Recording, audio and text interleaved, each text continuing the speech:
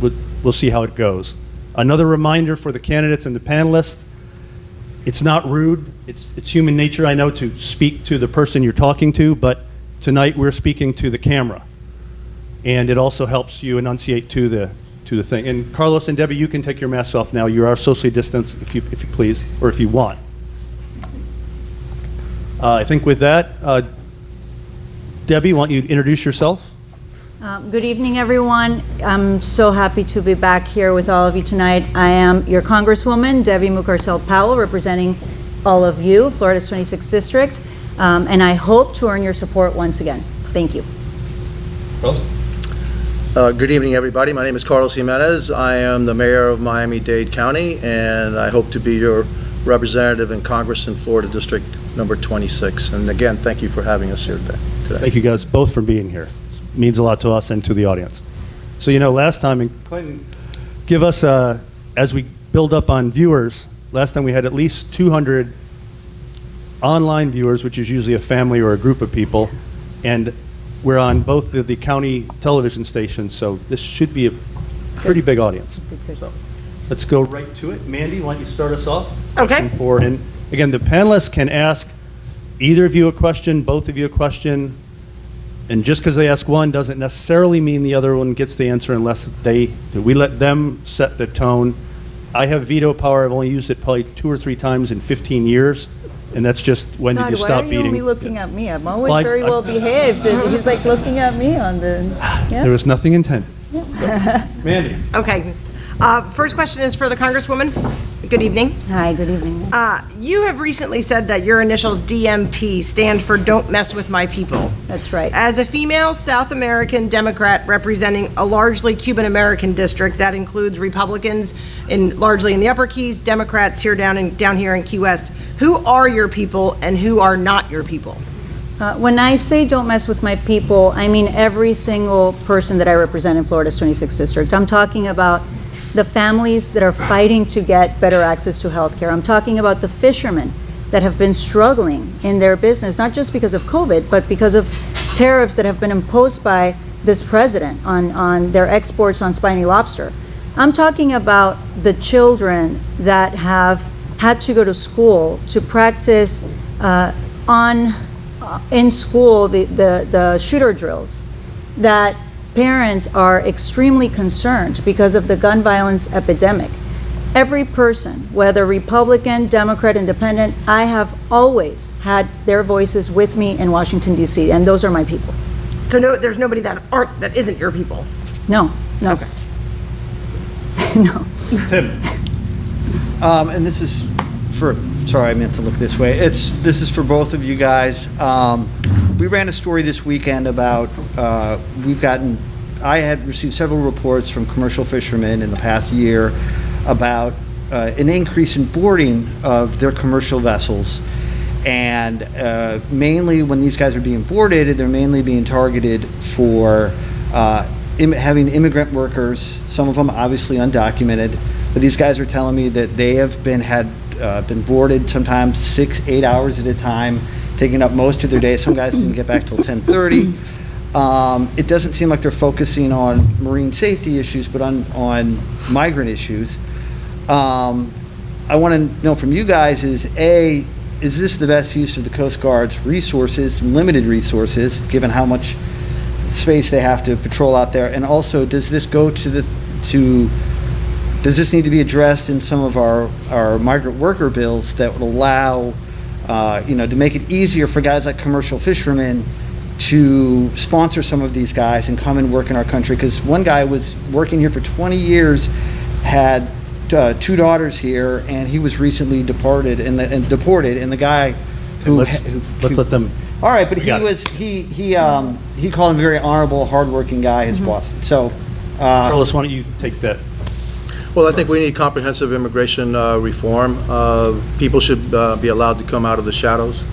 I do believe in border security, but we have, 11, 12 million undocumented immigrants here in the United States. It's a physical impossibility to try to deport them, and there is no reason to.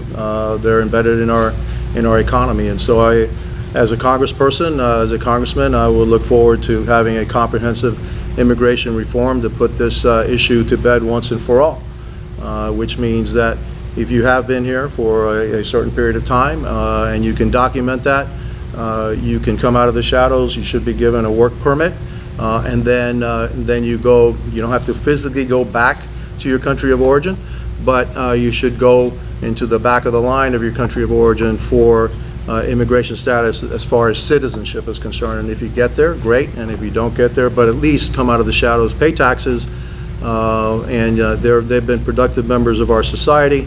And so I believe in comprehensive immigration reform. Tim, thank you for that question. Look, the Coast Guard has been struggling with lack of investments on their infrastructure. Their stations are falling apart. So one of the things that I did is introduce a bill, a bipartisan bill, that would provide significant funding to fix the maintenance backlog that they've seen for many years. Now, they, what they're doing is making it much more difficult for fishermen to do their work, right? And this is typical coming from the Trump administration that is targeting immigrants. And my opponent actually was the first and only mayor that right after Donald Trump threatened with not giving funding for cities that had a sanctuary status, he was the first and only mayor in the entire country that followed that line following Donald Trump. He enthusiastically supports a president that is completely against any immigration reform. We passed in the Judiciary Committee a bill that would provide a path to our dreamers, a clean bill that we know how many dreamers we have in South Florida. We have tens of thousands of dreamers. Many of them are teachers, many of them are nurses. We passed this bill a year ago, and the Republicans in the Senate refused to even have a debate on the bill. They refused to bring that bill on the floor. There's no immigration reform under a Republican-led Senate or a Republican-led administration. The president has made it very clear that he is not interested in immigration reform.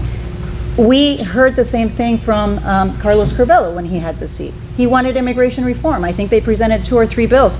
The Republicans can't even agree on what that looks like. So, yes, we do, Carlos, need immigration reform. Unfortunately, your party is not interested in doing that. Carlos, you get to respond. Oh, I would We love made it to. 2 questions. I would love to.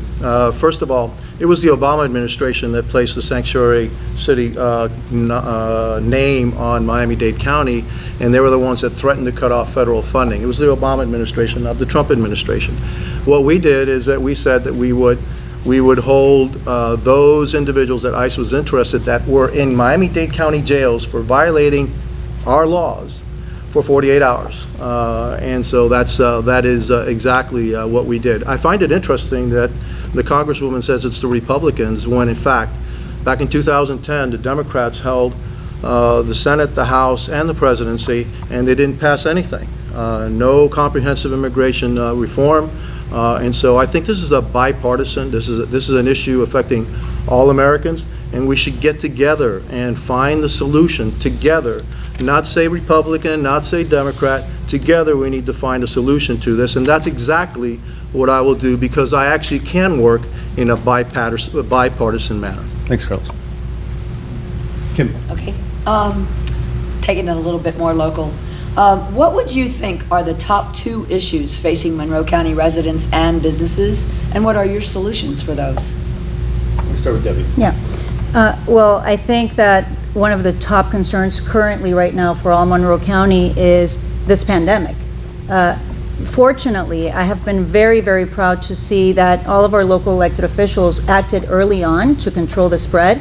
Everyone was extremely safe, protecting each other, but unfortunately, because of the pandemic, we've lost tens of millions of dollars on tourism industry. No one is coming down here. Restaurants had to shut down, businesses had to close, small bed and breakfasts had to close down. They haven't been able to reopen. So that is the top concern. We need to make sure that we crush this virus. There's a plan to do that. I've been talking about this from the very beginning. And at the same time, provide the economic relief for those people that still have not been able to come back to the workforce. That's why I have fought incessantly in Congress from the very beginning. I brought a meeting of all of our local elected officials in my district, Republicans and Democrats, to hear from them. What do you need? What do we need to do? So we did that. I helped pass $1,200 for every family that received that stimulus checks. We included $600 unemployment benefits for families that lost their jobs due to COVID. We provided significant funding to have a public health infrastructure in place so that we can contain the spread. Unfortunately, we lacked leadership in Miami-Dade County, which became one of the hot spots, not just here in Florida, but in the entire country. And so what we need to do is pass a relief bill. We have been negotiating since May. We sent it to the Senate, the HEROES Act, which extended unemployment benefits through January. It would provide another round of stimulus checks. It would continue to support our small businesses, and the Senate didn't do anything. So what we did is we passed an additional bill that would help our airline industry. We are seeing tens of thousands of people being laid off right now from the airline industry. We need to act. We can't keep waiting. The economic recession is extremely severe. So I think that's the top issue, and there are other issues that are linked to the environment, the economy, and affordable housing. Thank you. Carlos?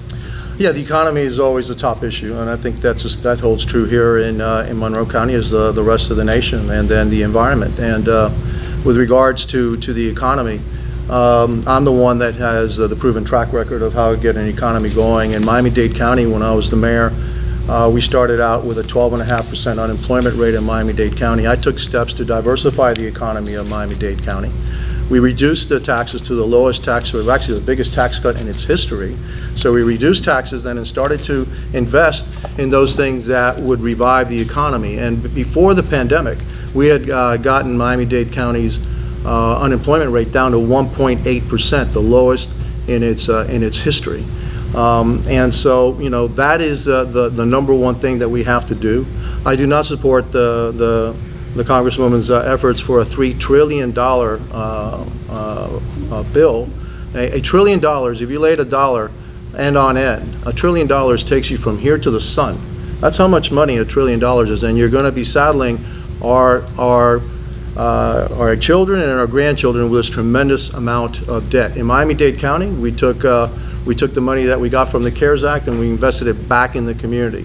We put it back into the businesses. We put it back into the workers that were actually, you know, hurt very much by this pandemic. And I'm going to take exception to the leadership that I've exhibited in Miami-Dade County. I've actually been praised for the leadership that I showed in Miami-Dade County. It's interesting again that my opponent again criticizes only Republicans. It turns out that in New York, they have had 25,000 deaths in the city of New York. They've had over 30,000 deaths in the state of New York, but they're controlled by Democrats, so that's okay. When it's a Republican, then my opponent is going to be quick to criticize what we've done. In Miami-Dade County, we've had 3,000 deaths. That's very, very unfortunate. In the state of Florida, we've had about 15,000 deaths. Again, that's unfortunate, but that's half of what they've had in New York. And the leadership that we've exhibited here, I think, has been excellent. Debbie, 30 seconds, because you were called out. Well, first of all, to make the correction, it's a $2 trillion package, Carlos, the last one that we just passed. And again, when the Republicans controlled the House, the Senate, and the White House, they passed a bill that would provide significant, huge tax cuts to the wealthiest Americans and wealthiest and largest corporations, adding to the deficit. And I guarantee you he would have voted for that bill, adding almost $2 trillion just to give a tax cut to the wealthiest Americans. But during a pandemic, apparently, it's irresponsible to provide economic relief to schools. Parents are anxious. They're sending their kids back to school. I'm a mom. I'm sending my kids back to school. Time, Debbie. We need to provide the resources to protect our community. Time, Debbie, and you gave Carlos a shot. You can respond. Please keep it brief so we can move on. Well, the original proposal was $3 trillion, and then the Democrats have come back to $2 trillion because the Senate, I think, wants to do a $1 trillion bill. I believe that we do need an economic stimulus, but I don't think that $2 or $3 trillion is the right amount. I think that's way too much. Okay, thank you. Go ahead. This is for each of you. Hi. How would you lower healthcare costs and improve access for one of your constituents who currently relies on Obamacare for coverage? Carlos, why don't you start? I'd reduce healthcare costs by competition. I certainly would not reduce health care by scrapping the health coverage of 200 million Americans that have private health insurance. I am not in favor of Medicare for all, socialized medicine. I believe that that would be disastrous for this country. Improve competition, lower drug prices by making sure that Americans don't pay the entire cost of research and development. Transparency in pricing, and no phantom bills or no surprise bills to America, and work with the private sector. A public-private solution to our health care is what we need, not another government-run program. Thank you, Carlos. Gwen, Debbie? from the very beginning, you know, I don't come from politics. I've worked 20 years in this district. Most of my career has been at FIU in the College of Health and as Associate Dean at the College of Medicine. I decided to run to protect healthcare coverage, to provide increased access to healthcare coverage, and I have delivered in the House of Representatives. Right now, we are in the fight of our lives because Trump and the Republicans in Washington, D.C. are taking to court the repeal of the Affordable Care Act, which would strip away healthcare coverage to 300,000 people living with pre-existing conditions right now. My opponent has been very clear that he supports those attacks and he supports repealing the Affordable Care Act, and they have offered absolutely no other plan. In the House of Representatives, I was part of a group that passed a bill, H.R. 3, which would allow Medicare to negotiate prescription drug prices, which would significantly lower the price of medicine. It would put a cap also on the cost of Medicare for those people that are participating in Medicare Part D. And we also passed a bill to protect the Affordable Care Act and reduce the cost of premiums. Since 2010, since this law was passed by the House under the Obama administration, it has been under attack. We saw the Texas court ruling against the individual mandate, which in turn increased premiums for the families that needed to participate in the Affordable Care Act. And so in this district, 100,000 families depend on their health care through the ACA. We are right now in the worst health crisis that we have faced in the past 100 years. What we need to be talking about is how are we going to make sure that every American living in Florida's 26th district, but all over the country, has access to good quality health care. And let me just say this, I'm very proud of my record because one of the things that I did, I led a letter that brought back down to Monroe County and parts of my district in Miami-Dade close to $70 million to increase access. And I was the first one to open a testing site during the pandemic in my district with a partnership with CHI. Carlos, you get 30 seconds to respond to what she accused you of. First of all, I have never said that I was opposed to Obamacare. I'm saying that it is in the courts, and if it's found to be illegal, then we need to redo the entire thing. Apparently, back in 2010 when they passed Obamacare, they didn't read it, and maybe some portions of it are illegal. I want to improve Obamacare. I am not revolutionary. I am evolutionary. And if Obamacare stays, I want to improve on that, provide access, greater access, but also make sure that whatever comes out of this healthcare debate, if it does turn out to be illegal, if the Supreme Court does find that the individual mandate is illegal, then the whole system falls apart. We then have to create a system. We have to create a system that guarantees pre-existing conditions and guarantees access to all Americans to affordable healthcare, which was the promise, Carlos, which was never kept. Mandy, back to you. All right, now we're going to talk about mosquitoes. Specifically, I'm going to start my question with the Congresswoman, and then I'd like to hear the mayor's response as well on his opinion. But Congresswoman, that obviously the debate about genetically modified mosquitoes has started up again here in Monroe County after the approval by the EPA and the Mosquito Control Board here locally. The Florida Keys Environmental Coalition had asked your office to send a formal letter of inquiry to the EPA to explain in more detail why they had approved the initiative.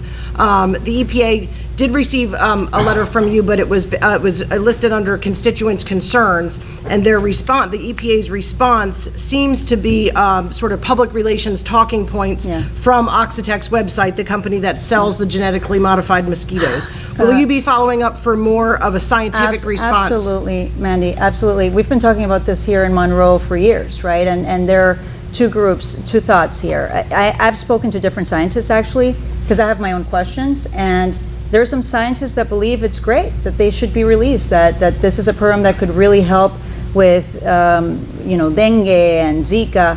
I personally am not 100% sure of that. And so I am 100 committed to working and making sure that we get responses from the EPA. And this is typical, and I'm saying this because it's a fact, which, by the way, fact check, I've created on my website, debbieforcongress.com/fact check for everything that we're talking about tonight. I think it's important for us to always be honest and transparent.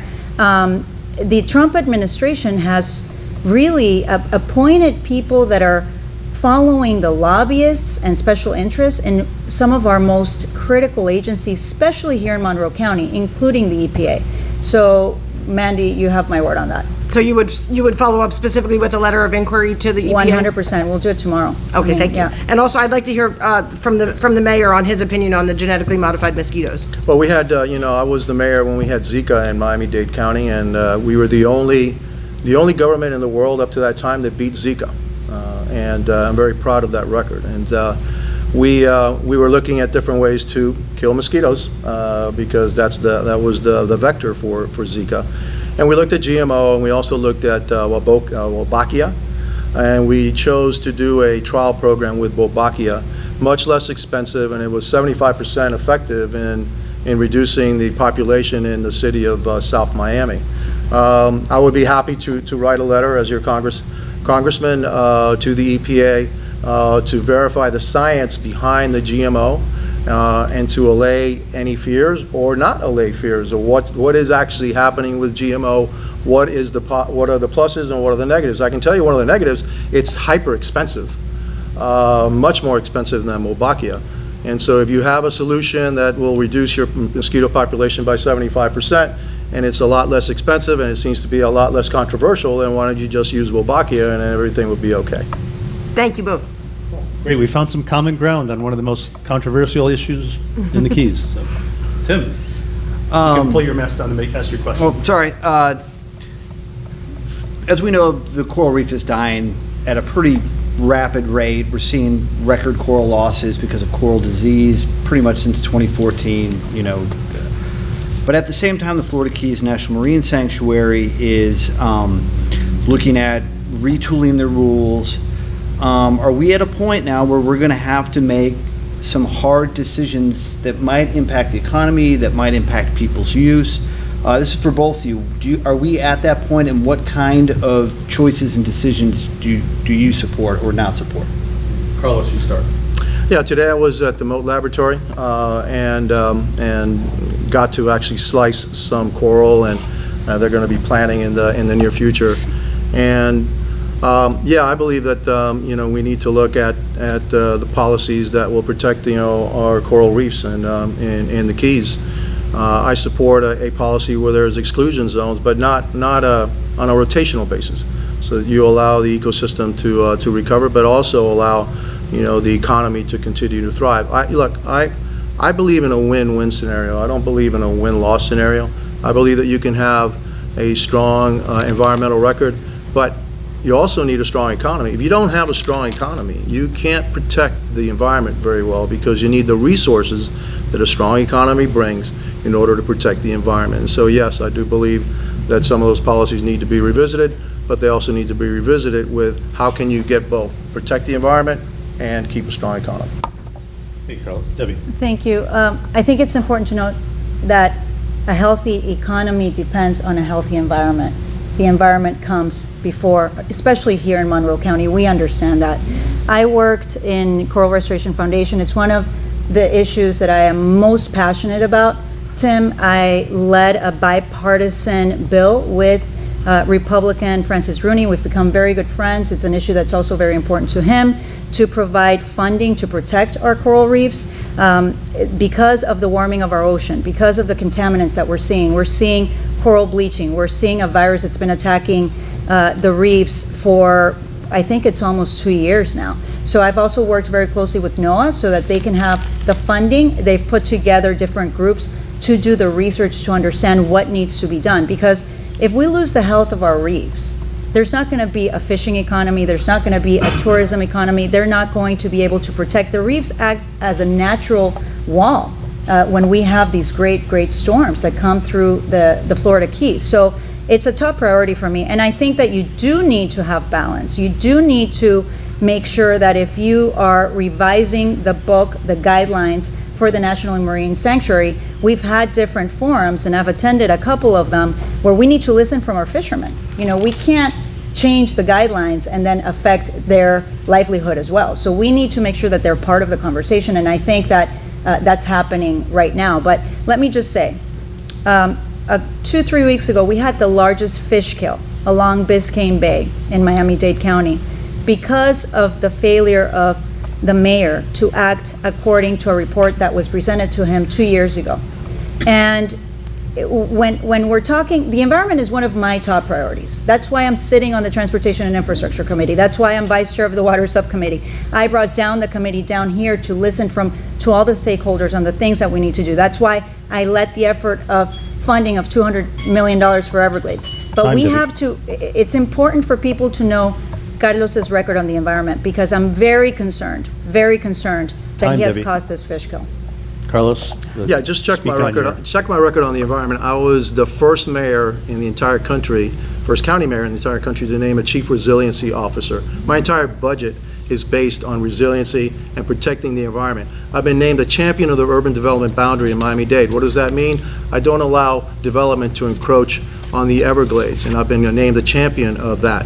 We have the largest public works project in Miami-Dade County history right now, which is the rehabilitation, the reconstruction of our water and sewer infrastructure. We signed a memorandum of understanding with Florida Power and Light to build a reverse osmosis plant over at the Turkey Point in order to give recycled water to Florida Power and Light. They will then be able to draw more water from the Floridian aquifer to desalinate the cooling canals. I have a stellar environmental record, regardless of what my opponent says. Carlos? Kim? The Trump administration recently put more sanctions on travel to Cuba from the United States American public. What do you think was the motivation for that, and do you agree with it? Debbie, why don't you start? Well, you know, it follows a pattern from this administration. He has really followed an anti-immigration policy. He ended the Cuban reunification program, which was started under President Ronald Reagan, for families to be reunited, because what we've seen under this dictatorship in Cuba is that families have had to flee because of the violence in that country. I have friends that some of their family members were incarcerated. But the last thing that we need is to continue to punish the Cuban people. I mean, we need to, actually, it's interesting because the Cuban reunification bill that I introduced, almost 60% of Cubans support that program in Miami-Dade County. There was a poll showing that. It was introduced in the county commission and it was completely rejected. And I think it's going to just cause more damage and pain to Cubans. I don't know of any country where the Cuban people or others that are under a dictatorial regime can bring democracy to their country when they're starving, when they're being punished by the United States, by the policies of the Trump administration. We need to continue to support them through engagement, through family travel, reuniting, and not deporting Cubans to a place where they can be incarcerated and lose their lives. Thank you, Debbie. Carlos? I just find it really interesting that she says that the troubles with the Cuban people is the Trump administration and not the Cuban regime being a Cuban American. The problem with Cuba is the Cuban regime, the socialist, communist regime in Cuba. It's not the Trump administration. And to say otherwise is ridiculous, frankly. And maybe that's why my opponent, when asked to vote on an amendment that condemns socialism as the root cause of the problem in Venezuela, not only did she vote against it, she spoke out against it.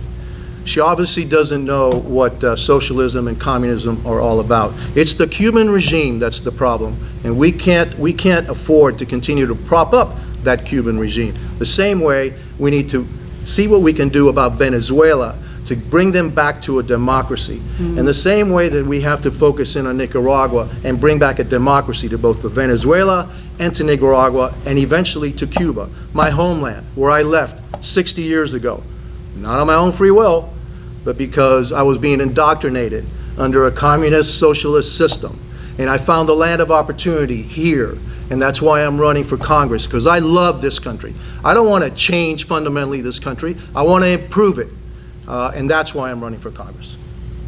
Thank you, Carlos. And Debbie, you get to respond to what he talked about. Yeah. I think that Carlos doesn't understand how things work in Washington, D.C. and Congress with these bills. What I voted against was an MTR, which is a trick that the minority party uses right before you're introducing a bill to kill the bill. That's why I voted against it. And the bill was actually to provide TPS, temporary protected status, to Venezuelans. We passed that bill through my committee, the Judiciary Committee. I am the only South American member of Congress. Believe me when I tell you, I know what it looks like when people are trying to grab onto power and become a dictator or an authoritarian regime. I have said this many, many times, whether it's coming from the left or the extreme right. So the Senate Republicans have completely rejected TPS for Venezuelans, which is the bill that we passed in the House of Representatives. I did join my colleague, Republican Mario Diaz-Balart, on a resolution denouncing socialism, Carlos. But when we talk about communism, let's not go too far. There has been an ethics investigation because Carlos Gimenez went to China. Huh? You were just responding to that. You're getting into a whole other thing. All right. You Sorry. keep me real with the timing. I'm trying fine. to, well, it's a big job. Gwen would normally be our last question. That's why we usually do this at the end. So I'm going to let Gwen ask a normal question. If you guys have some, Whatever that is. I have a quick questions. I have a quick one. Well, I'm going to let Gwen go, but Okay. then, because we've got to be fair to the other candidates, because then I still want you guys to be able to have a closing statement, which I'm guessing might not be really clean. We may have to go back and forth a little. So, Gwen, do your question, and you guys I'm think clean. of some I'm clean. Got it. quick do it. questions, which will need some quick answers so we can do more for the audience. Okay. So, For the Gwen, representative. This is normal. For the representative, you and groups backing you have referred to the mayor as corrupt and attacked his sons for working as lobbyists. Why is this relevant to the campaign? I think that, look, this is interesting. About 67% of Americans, when they were asked if they believed that corruption affected their everyday life, they said yes. And after being in Washington, D.C. and dealing with some politicians, I can tell you that it's 100%, that Americans are affected by corruption 100% of the time. And what we've seen is a pattern of ethics investigations, complaints, not just a couple of years ago, 3 years ago. This has been a pattern. They have investigated the mayor's sons for getting contracts from the county government without being registered lobbyists. The mayor has actually used the pulpit of his office to benefit himself and his family. It's a family affair. And he actually just recently used taxpayer dollars to promote himself in Monroe County during the pandemic. He actually had to take that down because he was caught. So this is a pattern of behavior, and I take my responsibility to represent all of you very seriously. I come from Ecuador. I've been working in this country since I was 15 years old. I'm doing it for the families that need it the most. The last thing we need in government is someone that has been investigated for corruption multiple times to represent the families in Florida's 26th district. Thank you, Debbie. Carlos, I assume you would like to respond to that. Oh, yeah. 2 minutes. I'm going to respond to that one, okay? Let's go to her commercial. She says that my son worked for the company that was responsible for the bridge collapse at FIU. My son did work for that company 6 years before, not during the time. She said that my son also worked as a lobbyist for red light cameras. That's true, he did. But what she doesn't tell you is that when that same item of red light cameras came before the county, it was my administration that recommended against installing red light cameras in Miami-Dade County, and to this day, not one red light camera has been installed in Miami-Dade County. I haven't been found guilty of anything. People file ethics complaints all the time about this and that and the other. Every single time, my name has been cleared. I've been a public servant for over 45 years in my county. The problem with Ms. Powell is that she has ethical issues. Her family has ethical issues. Her husband works for a Ukrainian oligarch who is now under investigation for money laundering. And her husband was the attorney for a number of the companies that have been recently raided by the FBI and being under investigation for laundering hundreds of millions of dollars. And so this is an attack by her to try to impugn my integrity, when in fact she better look, in her own household. And so, again, my record speaks for itself. I've been elected in Miami-Dade County 5 times, 3 times as its mayor, 3 times, in a mostly Democrat county. Why? Because I can work across the aisle. Why? Because I don't make promises that I don't keep. And yes, I have a very stellar record of being completely ethical and doing everything by the book. Carlos, Debbie, 30 seconds to respond to what he said. Look, I feel like Carlos is a little desperate in this race. He knows he's not winning. The fact is, I'm glad that he brought this up, because this is the same attack that was debunked in 2018. It's completely false. My husband worked for an American company as an attorney, never had anything to do with the man that they're alleging him to have any relationship with. Completely was debunked. And I think it's to distract, right? And because he's so upset that the truth is coming out about the deals that he's been doing behind the scenes, his trip to China, the deals that he's given his sons. But fact check. Listen, don't listen to me.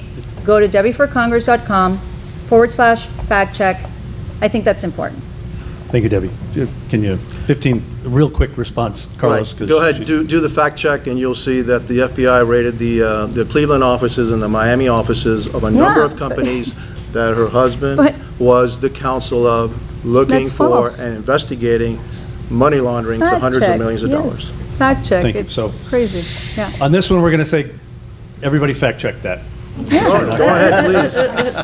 Yeah. Please do. Any quick questions, because we're running long on this, but it's very good.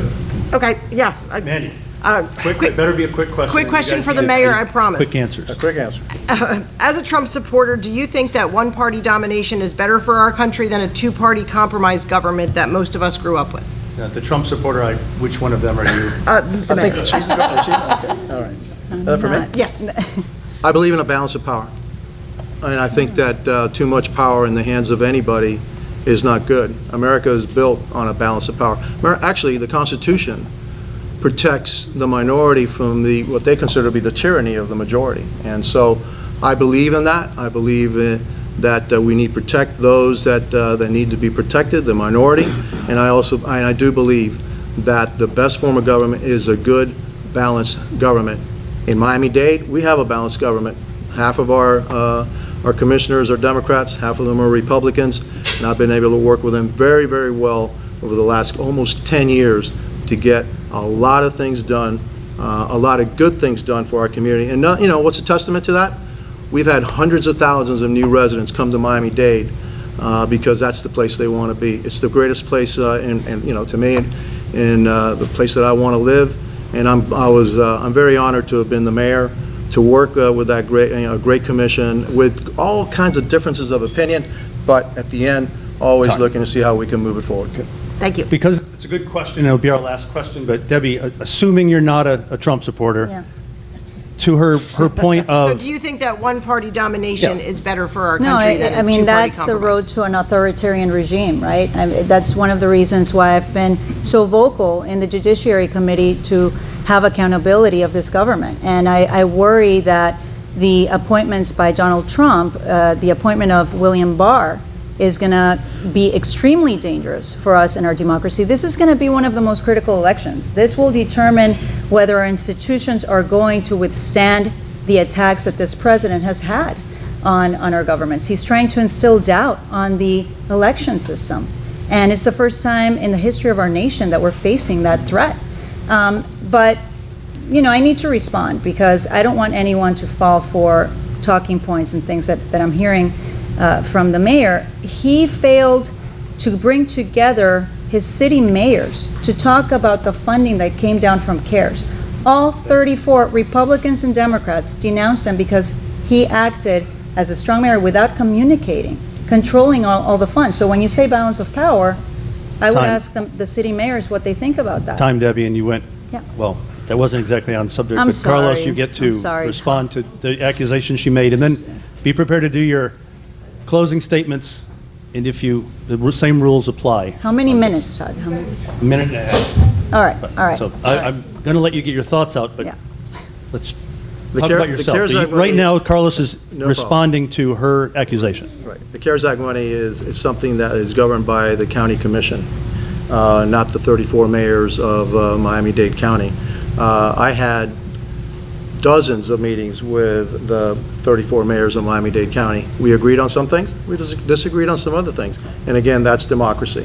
And so I felt, and the county commission felt that that money should have been spent a certain way, and that's the way that the money was spent in that manner, because we were responsible for it. And we wanted that money to go to the people and to the businesses of Miami-Dade County, not so much to the governments of Miami-Dade County. And that's what I fought for, and I'm very happy that I did. Now, State Senate, you guys are going to be up next, but closing statements, Carlos, why don't you start? And again, if you speak on your own, then we go on. Otherwise, we're going to go back and forth. It's up to you guys. But Carlos, minute and a half-ish. Thank you again for hosting this event. My name is Carlos Gimenez. I am the mayor, currently the mayor of Miami-Dade County, and I am running to be your representative in Congress. A little bit about myself. I am a firefighter. 45 years ago, I joined the Miami Fire Department. I became one of its first paramedics. I also became one of the first SWAT medics in the United States. Rose quickly through the ranks and became the fire chief, the youngest fire chief and the first Hispanic fire chief in the city of Miami. Led it through its largest reorganization in its history. About 9 years later, I was asked to become the city of Miami manager when the city of Miami was going through bankruptcy, and it was an oversight board.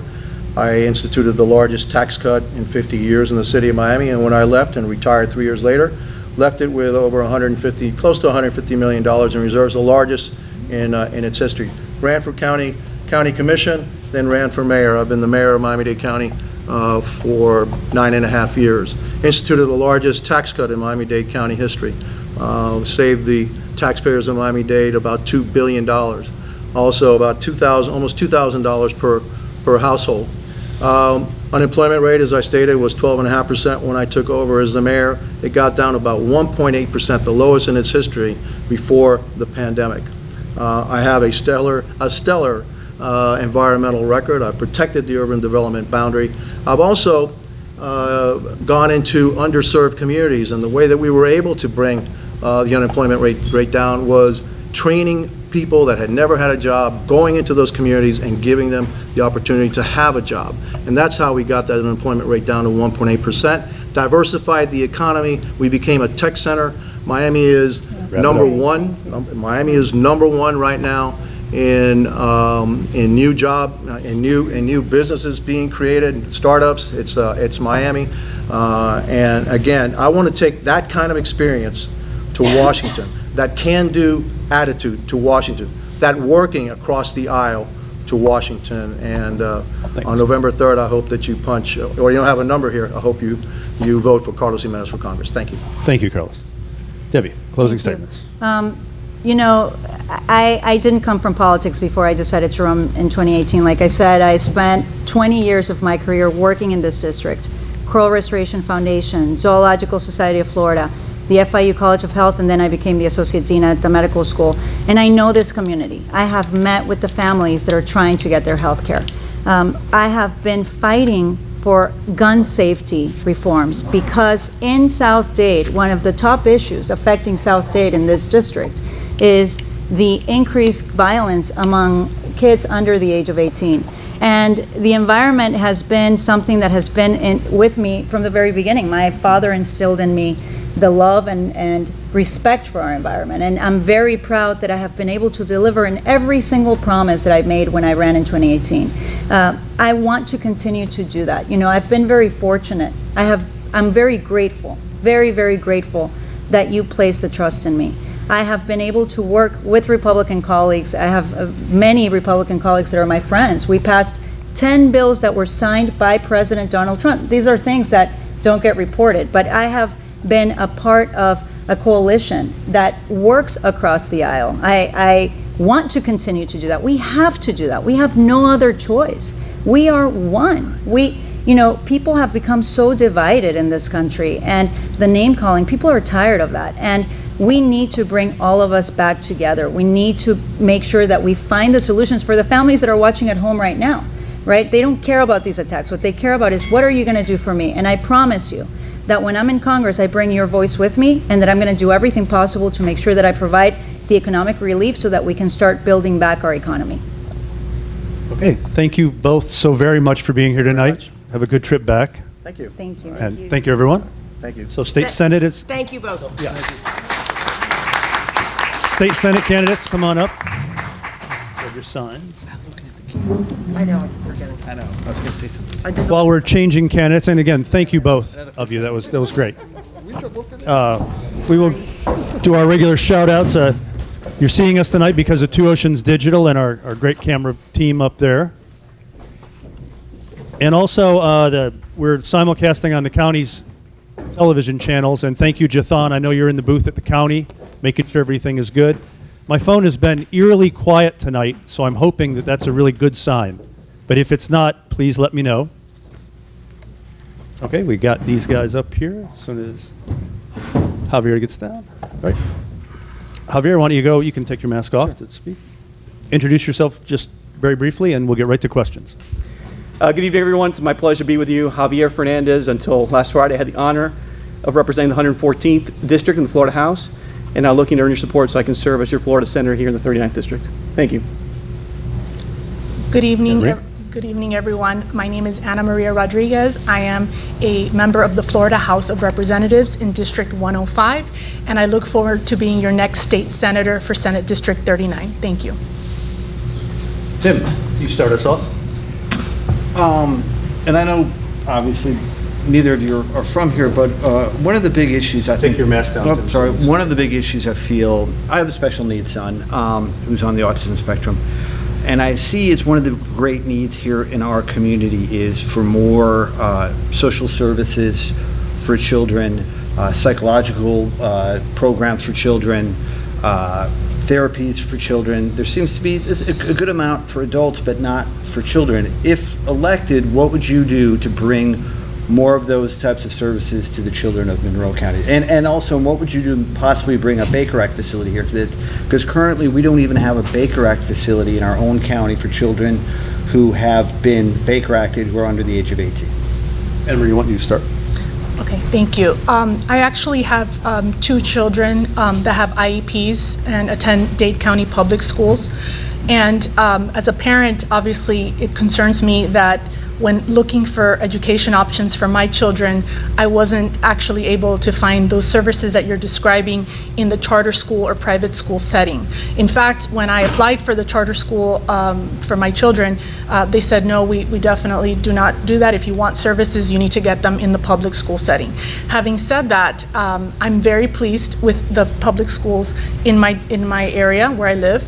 And I'm also an advocate for school choice. I think they're not things that you can support, either or. I think you can be a supporter of public schools, but also support the ability for parents to choose what is the best option for their families and for their children.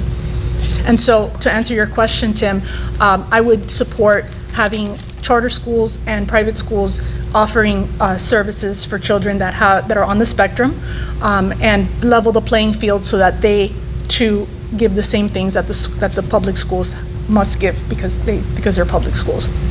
Thank you, Anne Marie. Javier. Thanks, Todd, and thank you for the question. My wife is a clinical child psychologist.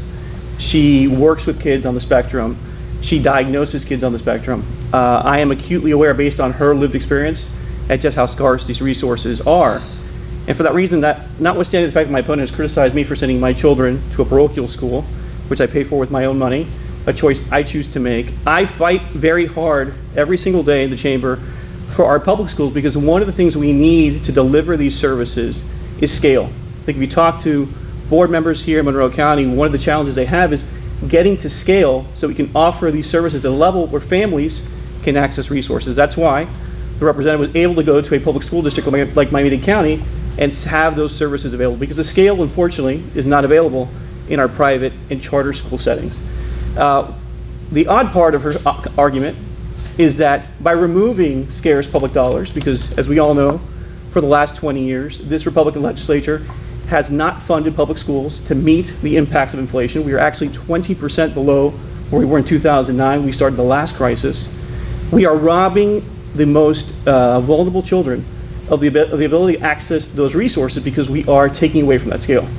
And so I've been an unabashed advocate for our public schools, notwithstanding the fact that it does not benefit me one iota, because again, I make the economic choice to send my children to a parochial school, because I know that there are vulnerable families across Miami-Dade County and Monroe County that need those services, and taking scarce dollars away from our public school system hurts them more than anyone else. Henry, you get to respond to what he talked about. Thank you so much, Todd. So yes, in response to what my opponent said, this year, Florida actually made it into the top 5 for teacher salaries, starting salaries. That's something that Governor DeSantis and our legislature led, and I'm very proud to have supported that. So our starting teachers in the state of Florida are now starting close to $50,000 a year. And again, that's something that is unprecedented, and it's contrary to what my opponent is saying.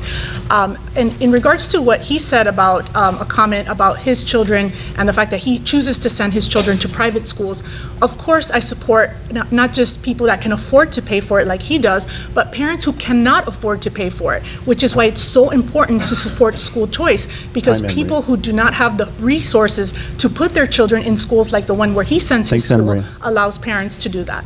Javier, you get a quick response. Thanks. No, the criticism is a funny one because she attended the very same schools that she criticizes me for having attended, number one. Number two, the choice is not about how I choose to spend my money. What we're fighting for is to make sure that the most vulnerable have access to the resources they need to be successful in an educational environment. That is, as she's admitted, best accomplished in our public schools. And lastly, I oppose school choice, not because of choice, because currently I'm exercising it. What I oppose is a system that takes scarce public dollars from our public schools and diverts it to private, in some cases for-profit schools, with zero accountability, with no concern for accountability, which was exactly the comments of her colleague on the House floor when we asked her, would you support accountability measures? The question is, we're not willing to consider them at this time. Thanks, guys. We're going to move on. Kim? The Turkey Point nuclear power plant is old and has issues with the water cooling towers. And our own Florida Keys Aqueduct Authority has fought FPL's efforts recently to continue on with things as is. What will you do to fix this problem for us, since it could negatively affect our drinking water? Why don't you start, Javier? Thanks, Todd. I think what we need is focused leadership on the issue. You know, I think Miami-Dade County does some very positive steps to help alleviate the problem by implementing a reclaimed water use package here, taking 15 million gallons of reclaimed water and allowing, again, FPL to take the surplus water that generates to desalinate the canals. I think that's a positive step forward. But I think all options have to be on the table. That could be requiring that FPL install cooling towers if we think that it actually would help alleviate the problem and preserve our potable water on a going forward basis. I have been in conversations with FPL on this issue. I will stay in conversation with them, holding them accountable, making sure that Durham and DEP are making sure that they hit their benchmarks that they committed to. It's absolutely important that we stay on top of these issues, and I commit to being the kind of leader who will be engaged every single day to preserve our water quality. And I think I can say all those things, but what speaks the loudest is the people who've endorsed me in the race, and they are understanding of my commitment to these issues. That's why I am the only candidate in this race that's been endorsed by every major environmental group, including the Florida Conservation Voters, Everglades Trust, Vote Water, among many others. Thanks, Javier. And Maria. Thank you, Todd. I would absolutely continue. I, too, have been in communication with FPL and with the community members regarding this issue. I would 100% support the construction of cooling towers. My concern with regards to the cooling tower construction is the cost involved and the fact that the end user, us that all have our FPL bills, the cost is going to trickle down to each and every one of us. So do I support it? Absolutely. My concern is that all of our utility bills will go up, and that is something that I know affects all of us and our bottom line. Clint. Hi. How are you? Governor DeSantis recently lifted all restrictions on restaurants, or and opened up phase 3 of the reopening plan. Local cities can't fine people anymore for not wearing a mask. Did he do the right thing? Are we safe? Anna Maria. I think that Governor DeSantis is guided by science and evidence that would lead him to that recommendation and to that decision. I don't think he makes decisions in a vacuum. And so the fact that he made that recommendation to enter into phase 3 is one that's, again, guided by science. And we can't continue to cripple our small business owners. People who own bars and restaurants are hurting, particularly here in the Florida Keys. And we can't continue, making these unrealistic, restrictions and then, having them shut down. In Miami alone, we've had, I don't know, I've lost count of how many businesses are never going to reopen due to this pandemic. I think there are ways to implement safety, such as, requiring your patrons to wear masks until they sit down, social distancing where the tables are separated in a manner that's safe for everyone that's there, not just the workers, but also the people, the patrons that are consuming at the restaurants and at the bars. And so I think there has to be a healthy balance. I don't think keeping businesses closed is the way to go, because many people, due to COVID, have committed suicide. You've seen the mental illness numbers increase through the roof, and a lot of people are hurting not from the actual virus, but from the cure of the virus. And so I think that Governor DeSantis did the right thing. Javier. Todd, thanks. I think the governor acted without any foundation in science, frankly. I think he had been measured in terms of allowing local mayors, local elected leaders to let the data in their community kind of guide the decision making. I've always been a proponent of local control. In this case, I thought more local control was a better thing. The uniform policy that came down last week came down without, to my understanding, because I spoke to 2 mayors that very same day in this county, any consultation with local leadership. And so it caught everyone by surprise with the inability to kind of put together the enforcement regime or adjust their enforcement regime to kind of transition to this new normal, quote unquote. But what I find most troubling is, I think, a general attitude of the Republican leadership in this state and the governor himself in addressing problems head on. It started with the unemployment crisis. He didn't even acknowledge there was a problem with the system for 15 days. And it continues today with this reopening. I agree we need to reopen. My friends are in the restaurant business. I grew up with them. They had to fire 300 people about 2.5 months ago because they just could not continue to sustain the operation. I take no joy in their difficulties, but what we need is to talk about solutions that allow us to reopen and protect workers as well. One of the things I've been advocating for is a system that we've adopted at Congress here, which but only applies to the medium-sized companies. We've got 7 million workers in Florida that do not have any sort of paid leave. These are the people on our front lines. They need to go back into that we require to go back into the economy because they need to earn the paycheck. We need an unemployment system that is fundamentally transformed and becomes basically a pandemic assistance program so that that employee, if they've been exposed or if they're sick, can raise their hands and step out of the economy instead of having an incentive to not report and continue to put us all at risk and put the recovery on a longer glide path. Thanks, Javier. Mandy. For Representative Rodriguez, sorry, I keep forgetting to look at the camera. In one of your campaign commercials, you say, quote, "to help our neighbors, guided by our faith, not dictated by government." Does that mean that you believe women's reproductive rights should also not be dictated by government? That's a great question. I think she. That was for Representative Rodriguez, yeah. Yes, thank you. I am a born, raised, and I'm still a practicing Catholic. I do not support abortion. I think that if there's a case of incest or rape, that is an exception that should be made. I especially do not believe in late-term abortion. I think the sanctity of life must be preserved, and I believe that life begins at conception. Thank you. Tim. Kind of a follow-up to the pandemic question, and this goes to the unemployment again. Do you think we should have continued to partner with the federal government to get the extra $600 a month instead of the governor's decision not to continue that? And then also, going forward, did the pandemic show us that maybe we need to bump up what the weekly unemployment amount is? Javier, when you start. And that's for both of them, and whoever wants to start. Sure, I'm happy to start. Look, I think without a doubt, why would we ever turn away? I mean, what's the saying in Spanish? Lo barato cuesta caro, which means when you're cheap, it costs you a lot of money. That's exactly the problem we have with Florida's unemployment system, right? We have a system that denies people benefits and denied the ability for us to bring in another $600 million of stimulus into our local economy because of that decision of the governor. And the reason that happened, which has not been admitted in my estimation, is because the system is not just broken, it's busted. Right? We don't have the resources. We are slow playing claims, in my estimation, because we've spent down $3.3 billion of the $4 billion we have in that trust fund. folks, we probably don't have the money to pay claims going forward. We just haven't come clean with the public to reckon with that reality. It's going to be a very hard fall for a lot of Floridians. We know that furloughs are becoming permanent layoffs, number one, and we have no plan. And this Republican state-led legislature and governor have zero plan or zero interest in discussing a plan. I've been calling for special session not because I want to go up there and belabor the point with my members, but we need a plan to protect vulnerable workers and make sure that people can actually survive what is a very difficult economic circumstance we're all asking to live through. Thank you. Anna Maria, same question. Yes, I think what Mayor Gimenez actually said earlier regarding the federal money and the fact that this money, it's not a blank check that, you can just keep writing blank checks over and over again. I think that, the governor did the responsible thing. I think that obviously we need to look at our unemployment system moving forward. I don't think anyone ever expected it for this pandemic to hit us obviously the way it did and to the extent that it did. As a future senator, I am willing to look at increasing unemployment benefits if this were to happen again, obviously, and I think that it's something that all the legislators need to take into consideration moving forward. I think that the current payments are too low. The weekly payments are based on an economy that's 30 years old, and I would absolutely support overhauling our unemployment system. Thank you. Kim. How will you help us with the Keys coastal flooding problem? Let me start with Anna Maria, then Javier.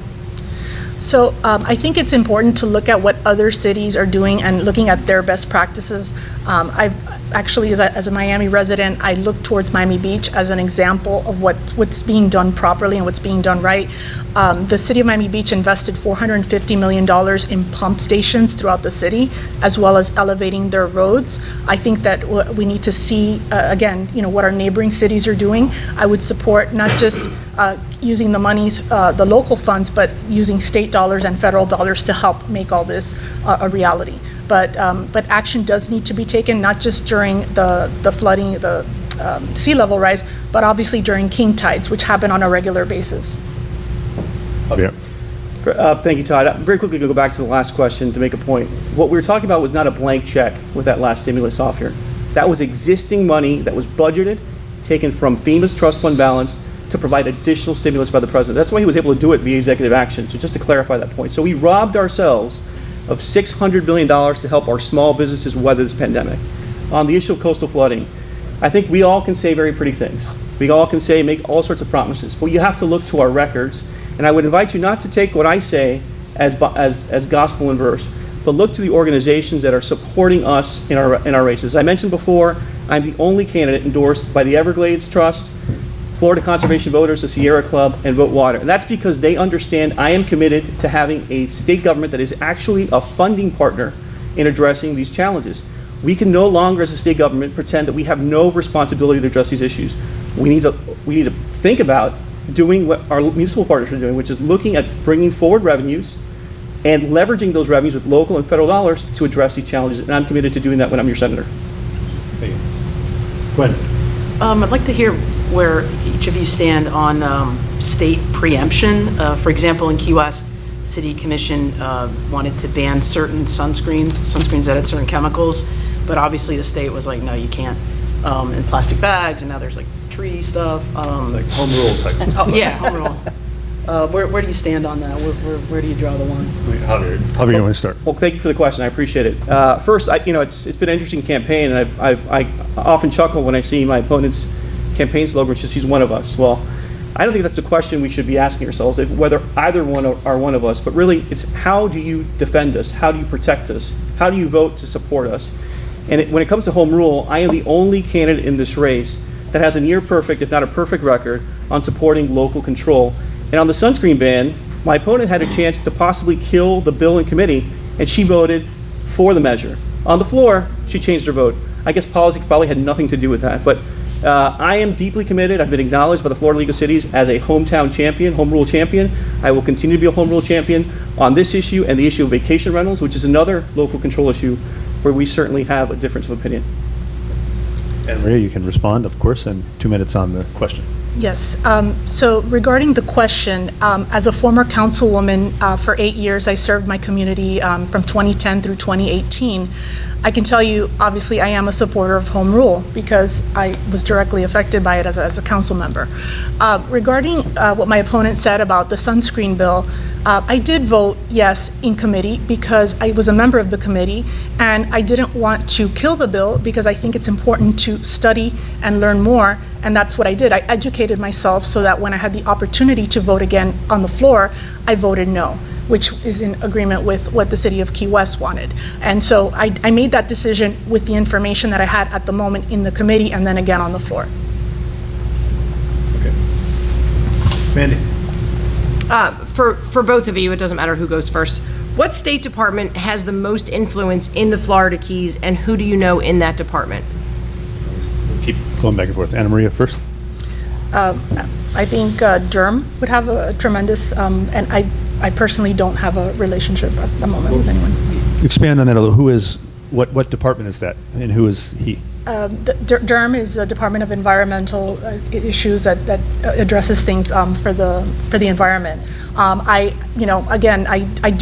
know a lot of people. I can just pick up a phone and ask for assistance to anyone in any of the departments as a state legislator, but I do not have a person at the moment that I have a relationship with in that department. Thank you. Yeah. Javier? I think there are a number of departments that have a lot of impact. Certainly the Department of Environmental Protection is one. I think that there are also other quasi-government agencies like the South Water Management District that have huge impacts as well. We have relationships with board members, both Republican and Democrat, Charlie Martinez, Cheryl Mead, for example, on that board that we can work with to address water quality issues across the Keys. Certainly, I'd like to name the name of the Legislative Affairs Director for DEP, but I think he's since left, so I won't embarrass myself and say the wrong name by trying to address your question. But I think the bottom line is there are a myriad of departments. Another department we haven't mentioned on a critical issue, I think, of economic development and social equity concern here is affordable housing. And at the Florida Housing Finance Corporation, deep relationships with Trey Price and the leadership there, because I've been working on a bill to provide more local authority to meet that challenge. Because I frankly, as an advocate for 20 plus years on this issue, was pleasantly surprised the first time in my life as I met with chambers across the Keys to hear that this was an issue not just for folks who are concerned about people having a place, but needing to address this issue so we could actually address what is a business employee retention issue across the Florida Keys. So lots of departments that have impact on very critical issues for this county, and I look forward to working with all of them to address your concerns. Thank you. Can I ask a follow-up? It's quick. Do either of you do either of you have any contacts with DEO, which obviously governs development here in the Keys? Yes, I do have a relationship with the DEO. As a matter of fact, as a state representative, I've been helping many of my constituents with issues relating to unemployment. And so I had a relationship with the legislative affairs person who's no longer there, but now with the secretary, the Lawson who was there, Satter who was also helping. So yes, I do have very good relationships at the DEO. Thank you. Same question, Javier. Yeah, no, absolutely. We've been working with Secretary Satter and his chief of staff here for the last 5 months, processing thousands of unemployment claims in combination with other members across the district. So we've been working with them, but we need to get beyond the unemployment to some of the other issues that DEO is responsible for, and I look forward to doing that as well. Thank you. We've got a little bit of time, like a couple of quick questions. I got a quick one. Come on. Okay, go ahead. That's All right. fine, Tim. I'm giving you some leeway here. Then what do you think the biggest issue facing the Florida Keys is at this point, and what would you do to help resolve that issue? Your easy question is what is the biggest issue facing Florida Keys? Just because you say it Quick fast doesn't mean it's a quick It question. was my quickest question. How about that? It was my quickest question to ask. Sure, so I'm going to break it into the short term and the long term. In the short term, I think we need a response to COVID. We need more support for our small businesses. It's been an embarrassment with this Republican-led legislature and our governor have done in terms of providing small business relief. $50 million in loans. We gave back $550 million in corporate refunds to our largest corporations here in Florida. We need to do more for them. And as I mentioned, we need to actually modernize our unemployment system so that we actually have a pandemic relief program so people can step in and out of this economy without fear of going hungry or keeping a roof over their head. In the long term, I think the issue that we all need to struggle with is water quality and sea level rise mitigation, and I'm committed to finding new sources of revenue to address those issues, partnering with local communities and our federal government to get it done. Thank you, Aaron. Thanks for being brief. And Maria, Yes. biggest issues. I think one of the biggest issues is economic recovery, not just from COVID, but I know some businesses are still reeling from Irma. So we need to try to help our businesses continue to get back on their feet and to thrive. The other issue, I think, is affordable housing and not just rentals, not creating rental situations, but helping people get into home ownership. I think that's really what breaks the cycle, is when people can actually get in and purchase a property, which is why I sponsored an appropriation last session, which passed, for $1 million for the Windley Key Habitat for Humanity project. Because I supported it because Habitat supports having people purchase their homes and home ownership. Thanks. Before I let them ask about world peace or something, Look how quick that was. we're going to do closing statements because we're right at 6:45 now. Anna Maria, why don't you start, and Javier close? And the same rules apply. Be nice. Again, my name is Ana Maria Rodriguez. I am, as I mentioned earlier, I'm a state representative for 2 years. Prior to that, I served as a councilwoman in the city of Doral for 8 years. I'm a wife, I'm a mom of 2 boys, and I love my community. I see Monroe County as a very special and very cherished area that needs to be preserved and needs to be taken care of by someone who not only understands this community, but is willing to fight and to bring home the resources that our community deserves. I have a track record of doing that already.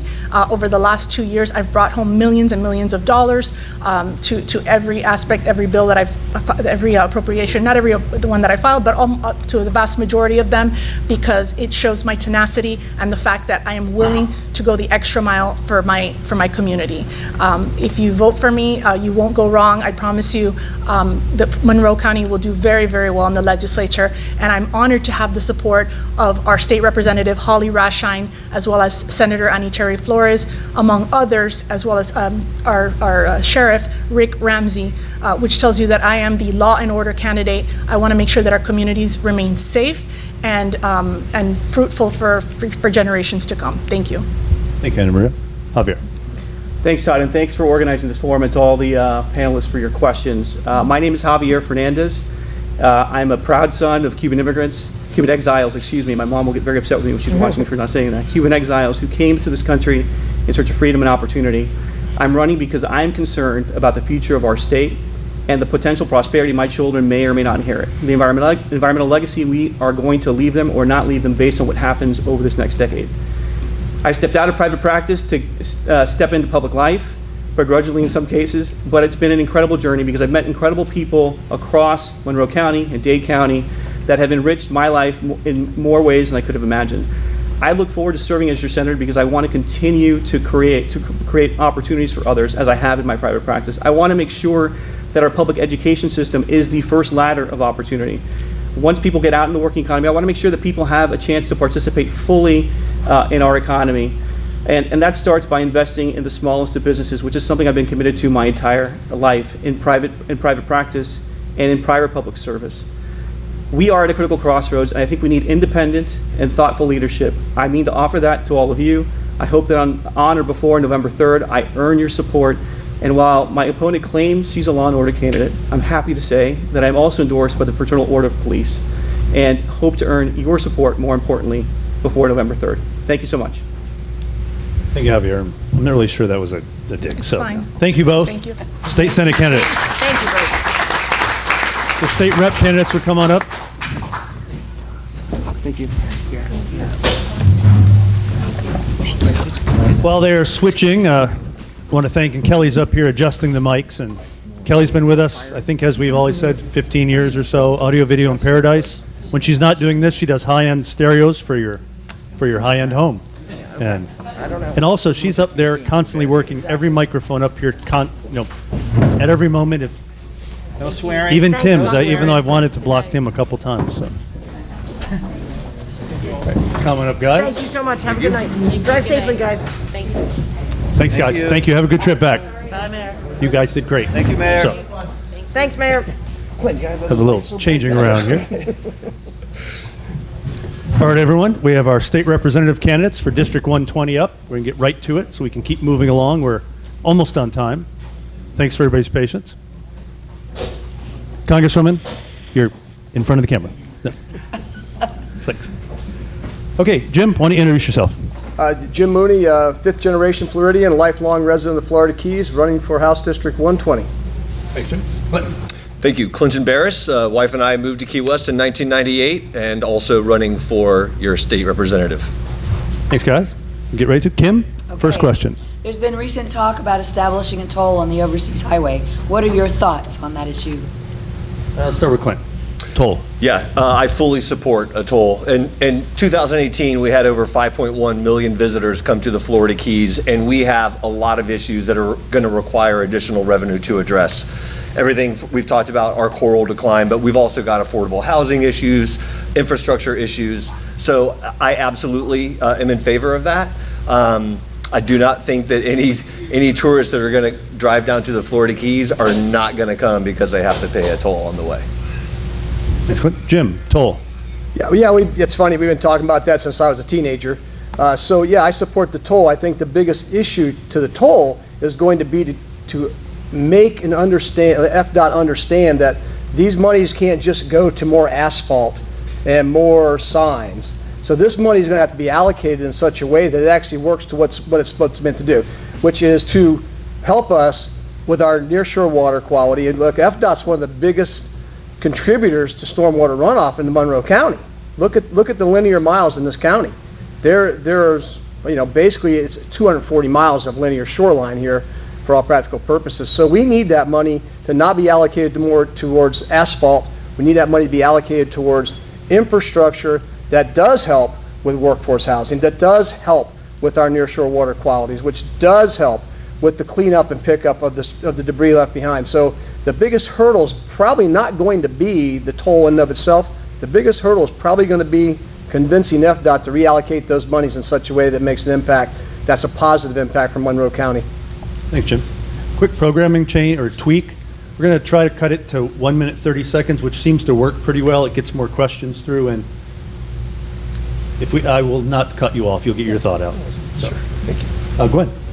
I'm going to ask the question I asked people before about COVID. The governor very much reopened Florida recently. Did he do the right thing? Are we safe enough to be that open? Jim, why don't you start? Well, I mean, I think we heard the respondents from the last debate here, and I think everybody's a Monday morning quarterback when it comes to this COVID issue. It's always easy to look back and go, but that was a bad call yesterday. But when you're in the heat of the moment, so I think that there's some science base to it for sure. I think there's an economic massive impact for sure. But I think most importantly is that local leadership continue to go ahead, forget about the fine aspect of it, but local leadership here, Monroe County, we still require masks, and I don't think that's a bad thing. I think that the fact that he's opened it up, I think that we have now geared ourselves as humans to take a step back from our normal life that was less these things, where your glasses fog up, and reality is that I think it's now out of respect, not just for yourself, but it's respect for those around you, and that's the most important thing. So yeah, opening the economy back up was probably a very difficult decision for the governor to make. I'm glad he had to make it, but I think that based on all the science that is out there, and of course there's lots of science sites, so you get pluses and minuses all the time. At the end of the day, we'll respect by wearing our masks, and we don't worry about the fines. Just wear the mask and we're good to go. We'll beat this. Thanks, Jim. Clinton, was it a good call? Thank you. I would disagree that this was based on any scientific research at all. In fact, we know Robert Redfield from the CDC said that if he had the choice between choosing a vaccine today or wearing a face mask, he would wear a face mask. Somebody on Facebook actually gave an analogy of what if the Category 5 hurricane were coming straight for the Florida Keys and our mayor said, hey, nothing to see here, go about your business, and then all of a sudden the Category 5 hurricane comes and devastates our island. You would probably hold the mayor accountable for knowing what was actually happening and then telling you that you were going to be okay.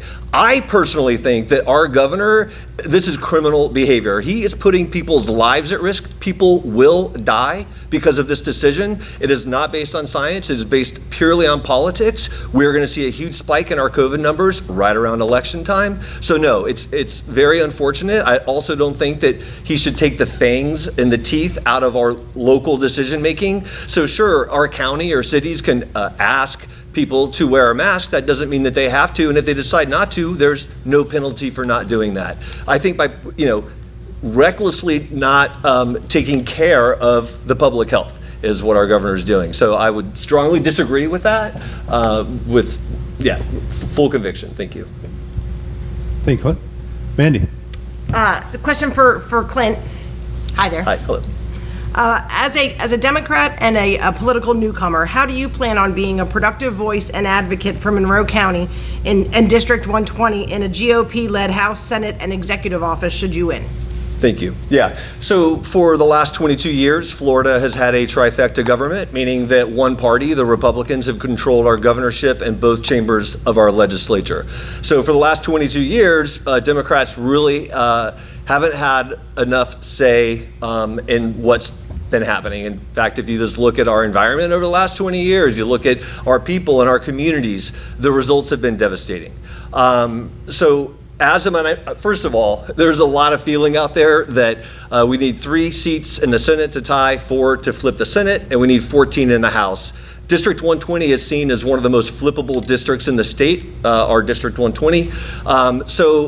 I'm going to be hopefully optimistic that we might have a majority in one of the 2 houses. If we do not, what I'm going to do is hold my microphone as loud as I possibly can and let the public know what is happening and shed light on much of what's happening up there.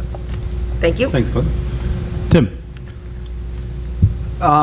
We recently, and I know you're both aware of it, we recently had a young man walk down Truman Avenue and White Street to the pier with a gun on his back, and he was allowed to do that and walk by 2 schools because he had a fishing pole with him.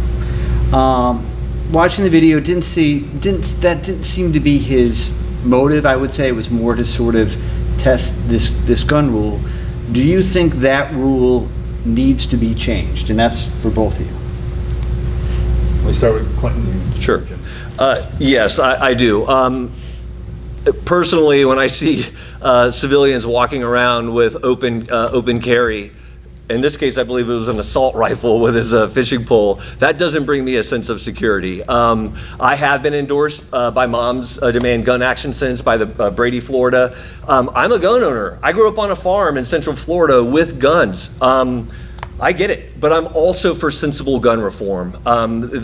When we're talking about universal background checks or taking firearms away from dangerous people who are guilty of domestic violence or other aggravated assaults and things like that, these are common sense measures that the opposing party who's basically in the pocket of the NRA just refuses to budge on. But yeah, absolutely. I don't believe that makes our community any safer for people to walk down the street with an assault rifle on their shoulder. Jim. Yeah, that was, I was honestly appalled. I couldn't believe it happened. I didn't know about that particular law. I'm not an attorney. I don't study that kind of thing, but obviously the attorneys really know more. But that's not acceptable. You don't walk around with I'm sure it's an archaic law. Maybe if you're out in the Everglades and you're hunting and there's bears and there's panthers and there's rattlesnakes, I got it. But Truman Avenue, no. Schools, no, that just cannot happen. I'm a gun owner, just like my opponent. I don't think that we disagree that there's a right way and a wrong way for guns, and walking down Truman Avenue with an assault rifle is the wrong way. And that law, it really needs to be addressed because no one feels safe with that, including gun owners, I'm sure. Thank you, Jim. Kim. Before the pandemic, NOAA was pushing some new rules for the National Marine Sanctuary in a very big way. And a lot of people were very worried, especially our fishermen. And all of a sudden, they've kind of become quiet. Could you give us an update on, and this is for both of you, on where we stand with that and how you're going to help our fishermen make livings? Jim, why don't you start? Well, yeah, it was a hot topic there pre-COVID, certainly. We did, to many, I wouldn't say debates, but many open forums. Look, National Marine Sanctuary, in the big picture, has done a great job in the past, but the problem I see with the National Marine Sanctuary's new plan, as we were hearing it pre-COVID, was that who's going to enforce these rules? And they can't really enforce the rules that they have right now. So my understanding is FWC has worked very closely with the Marine Sanctuary and NOAA to try and address some of those really, really difficult decisions that were laid out, and really, in my opinion, very stern and restrictive use of our marine waters. I grew up in the Florida Keys. Nobody loves the water more than me, and they can say what they want on the news, and they can send those flyers out. It's all fine, but nobody loves the water more than I. But there's also a use. There's a private enjoyment to it. I think the regulations that are in place right now for the commercial industry are pretty stiff. But again, without enforcement, you can regulate whatever you want. You're not going to have enforcement. And so I'm a big believer that FWC will work towards and hopefully get us in the middle of a good position with the NOAA issue. Thanks, Jim. Clinton, same question. Yeah, so I've actually served on the Florida Keys National Marine Sanctuary Advisory Council for the last 12 years. I've recently termed off. I was the most recent chair. And so the restoration blueprint was a 6 or now 7-year process that we've been taking to rewrite the zoning and the regulations of the sanctuary, because they haven't been changed since the Sanctuary Act was enacted over 20 years ago. We know that marine protected areas conserve our environment. As was mentioned earlier tonight, in the 1970s, we had over 40% coral cover. Now we're down to below 2%, and our coral is rapidly declining. In Florida, our environment is our economy, and that is no more true than here in District 120. Tourism is our first economy, fishing is our second. So we need to do everything that we possibly can to protect our future, which involves protecting our environment as vigorously as we possibly can. Oh, and to your other point, why is it quiet now? They had released the first version of the restoration blueprint. They went through a whole process, 6 months or so of getting public comment. Once that process was finished, it's now back at NOAA in Washington. They're incorporating all of the public comment that they received. There will be another version coming out probably in the fall, and then there will be another round of public comment on that draft as well. Thanks, Quentin. I got to say, you guys are great about actually answering the questions and staying on point. It's We're good guys. Quinn. As everyone knows, earlier this year, the state's unemployment system became a disaster. Is the state done enough to fix it, and are the benefits fair? Yeah, so that website was built by Governor Rick Scott for $78 million, and I'm in the web business. I can just tell you that's highway robbery right off the top. But it was designed to artificially lower Florida's unemployment numbers, to make it harder for people to be able to claim benefits that they had been paying for their whole working lives. So yeah, Florida has one of the worst unemployment systems in the nation, as far as we only pay 12 weeks. Most states pay 26 weeks, and then the amount that we pay, the most you'll be able to get is $275. And as our esteemed Senate candidate Javier Fernandez mentioned, our federal government was offering an additional $300 per person for unemployment benefits, and our governor refused that money. And I just don't understand why. That money would go straight to the people's pockets who are suffering the most. Yes, we need to revamp our system entirely. We need to make sure that we're putting people first in all that we do. Nobody wants to give a hand out, but we need to give people a hand up when they're facing hard times. Next one, Jim. Well, yeah, obviously it was broken. We found that out very, very quickly. It has to be redone. It has to be addressed. These systems that were, I call them archaic. The reality of it is much like any local legislation that, a lot of people in here have worked in local council members or commissions, understand you write an ordinance one day, and 5 or 6 years later, that ordinance is really obsolete because times change. Well, obviously, times have changed. And I agree, it's underfunded. There's no way $275 a week can work for the average citizen in the state of Florida any longer. So yeah, we have to address that, and you're going to have to reach across the aisles and get that done, but it needs to be done, and I believe it will get done, because I don't think any citizens in the state nor this district will tolerate anything less than fixing what's been broken. Thanks, guys. Mandy. I'll ask you guys the same question I asked the previous race. But what State Department has the most influence in the Keys, and who do you know in that department? I'm sorry. Jim first. Well, State Department. Look, there's so many agencies out there that control our lives. We're a top-down district here when it comes to agencies. There's no question about that. We are strong arm by DEP, Army Corps, EPA, FEMA. FEMA is a big elephant in the China shop. I mean, look, our lives are controlled with insurance rates, so we have multiple agencies that control our lives, and we've sort of learned to adapt to them. Doesn't mean that we like them necessarily, but we have adapted. We've done well. We work well, and I think the key to those agencies is to continue to try and morph ourselves from what used to be in the past to a new and brighter future through agencies and working alongside them with each other. Thanks, Jim. Yeah.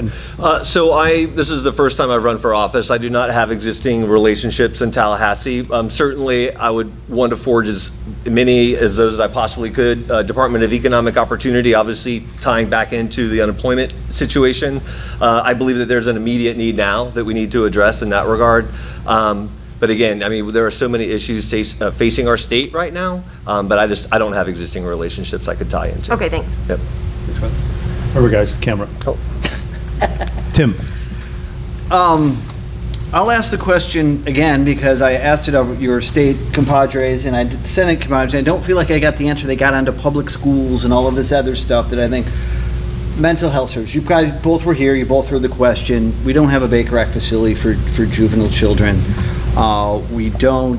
We have very limited for children on the spectrum and other things in our schools, yes, but we don't have aftercare programs. We don't have a lot. What would you, if elected, what would you do to bring more money for mental health services for children and for children and to bring money in for a Baker Act facility? Yeah. Well, I think funding mental health for everybody, not just children, but for adults too. You know, unfortunately, our system is set up today where people don't get the care that they need until they commit a crime, and that's really unfortunate. So I would like to invest across the state in more mental health care. As far as our children go, of course, I do fully support. You'd mentioned the Baker Act. I did not know that we did not have a facility down here for Baker Acted children. So those people are now being taken all the way to Miami-Dade, which is highly unfortunate. And as a parent of 2 adolescent daughters, I can just imagine how heartbreaking that would be if one of my children had to be shipped up to Miami-Dade for a facility and there wasn't anything closer by. Absolutely, I would try to secure funding for something of that nature. Excellent. Jim, same Yeah, question. well, I agree 100%. You know, as a former teacher, I've witnessed how children operate. It starts related to home. Not every family has the wherewithal to have somebody come home and pick them up and deal with issues that occur throughout the day.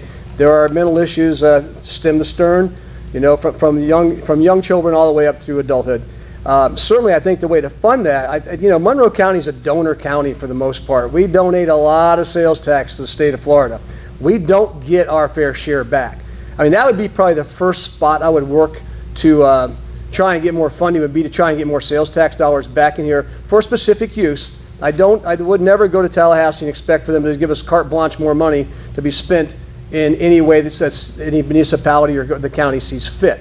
It's going to be very important to preach that at the legislative level and let people understand, again, that we're a donor county. Our school systems, we donate a lot of money, not just sales tax, but our tax dollars from our school taxes go to Tallahassee.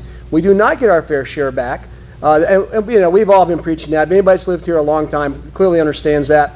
I will continue to preach that, fairness is where it's at, and we're going to fight for those dollars to get them back. Then, of course, we're going to go back and fight for other dollars as well through grants and funding. But we'll fight for it because every child needs a balanced field and every child needs a chance. And remember, every child is the future of our country in our district. So it's very important that we take care of our children first and us second. Sounds good. Anybody besides Tim have a quick question? Yeah, I do. I do. Okay, Kim? Oh, go ahead. Should you win, what committee will you ask to sit on and why? Good question. Jim first. Well, that's a question that I'm sure that Clint has received those 1,000 questionnaires that we receive daily. But committees are, first, it'd be nice to see who's chairing committees and what districts they come from, and do these committees really work for our district and in particular tonight, Monroe County. But certainly in anything with the environment, transportation is big. And of course, the tourism, look, Monroe County is not going away. We're going to have tourists here until it's frozen over, so to speak.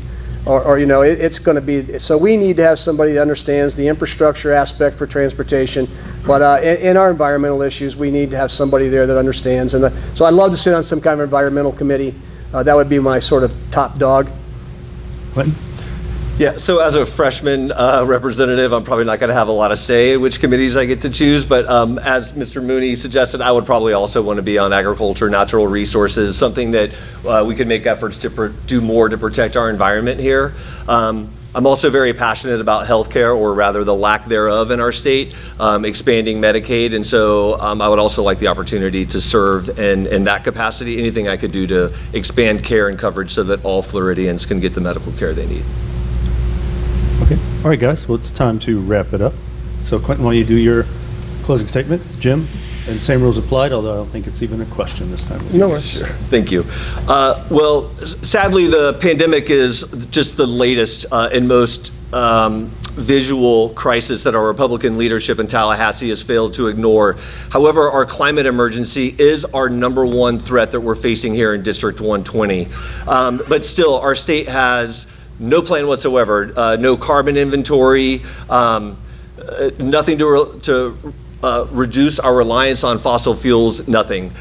When I'm elected, I will always base all of my policy work on the foundation of science. I believe it's incumbent on Florida to become a global leader in renewable energy. We're the sunshine state. I think it's incumbent that we finally prove that. I am not a career politician. I'm running to become a public servant. I want to be able to serve my community and the people of Florida. I've been paying attention for many, many years. I'm very upset, and I've got a lot of bones to pick in Tallahassee. I will not compromise my integrity or my honor. Again, I've got 2 adolescent daughters, and when I look at the world and what's happening around us, I'm trying to make a better future for my kids and for all of our kids. And so I'm asking all districts, or all voters of District 120 to please come and support our candidacy in our race. ClintForFlorida.com is our website. You can sign up for various volunteer opportunities. Again, thank you for the opportunity and the questions here tonight. My name is Clint Barras. I want to be your next state representative for District 120. I will work tirelessly to represent you with honor and integrity. Thank you. Thank you, Clinton. Jim? Yes, I feel blessed that I've served the village of Alamorada for 10 years of my life as a public servant. That term politician is a wonderful thing, and I've been, it's been going on since the primary. But the reality of it is, I think that anybody that sits up here, if you're not doing it from your heart for all the right reasons, and you shouldn't be up here to begin with. My future lies not in myself, but in the children. I have 2 beautiful granddaughters that live up in Palm Beach County. And I do these for my grandchildren. I do this for my friends throughout Monroe County. I have friends in the mainland. This is not about me. This is about what can we do to make District 120, and in particular tonight, Monroe County, a better place to live and to attack the issues of climate change and sea level rise. We've got to be strong as leaders. That is a fact. I am very proud to have attended every single climate summit in the last 6 years that's been held. And I take that with a lot of pride. And I've learned a lot about climate. And I've lived here my entire life. I've seen flats not come out of the water every low tide anymore. We don't fool anybody. And I think it starts at the local level. And I think everybody watching this needs to go to their local leaders and say, we need to talk about zoning changes and building codes and how do we become resilient and how do we adapt to what's happening around us. I'm not worried it's going to happen in 12 years, but it's not our job to worry about 12 years from now. Our job is to lead today. Our job is to make things right. Our job is to make sure our tax dollars are used in such a way that they're not wasted on frivolous nonsense and in fact need to be geared towards what needs to be done right now today. And that crosses across the board with the questions that were asked, from healthcare to climate to guns. We have to be strong. We have to lead strong. Wrap it up, and my position at the village council will allow me to do that because I have the wherewithal and the knowledge to understand what's happening from the local level. So thank you. Vote JimMooney.elect.com. Thank you, Jim. But before you guys step down, I wanted to thank you guys on behalf of Hometown for being such great gentlemen up here and serving as an example of Yeah. these 2 individuals in this race in particular have been subject to terrible volumes of mailers that would make you guys both seem like terrible criminals and terrible people.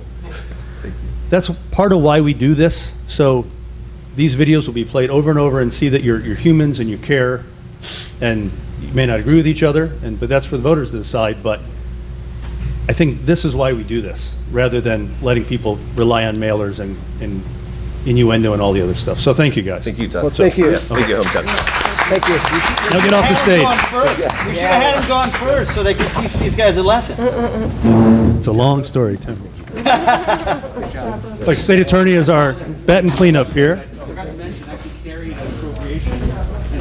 Oh, if you want, yeah.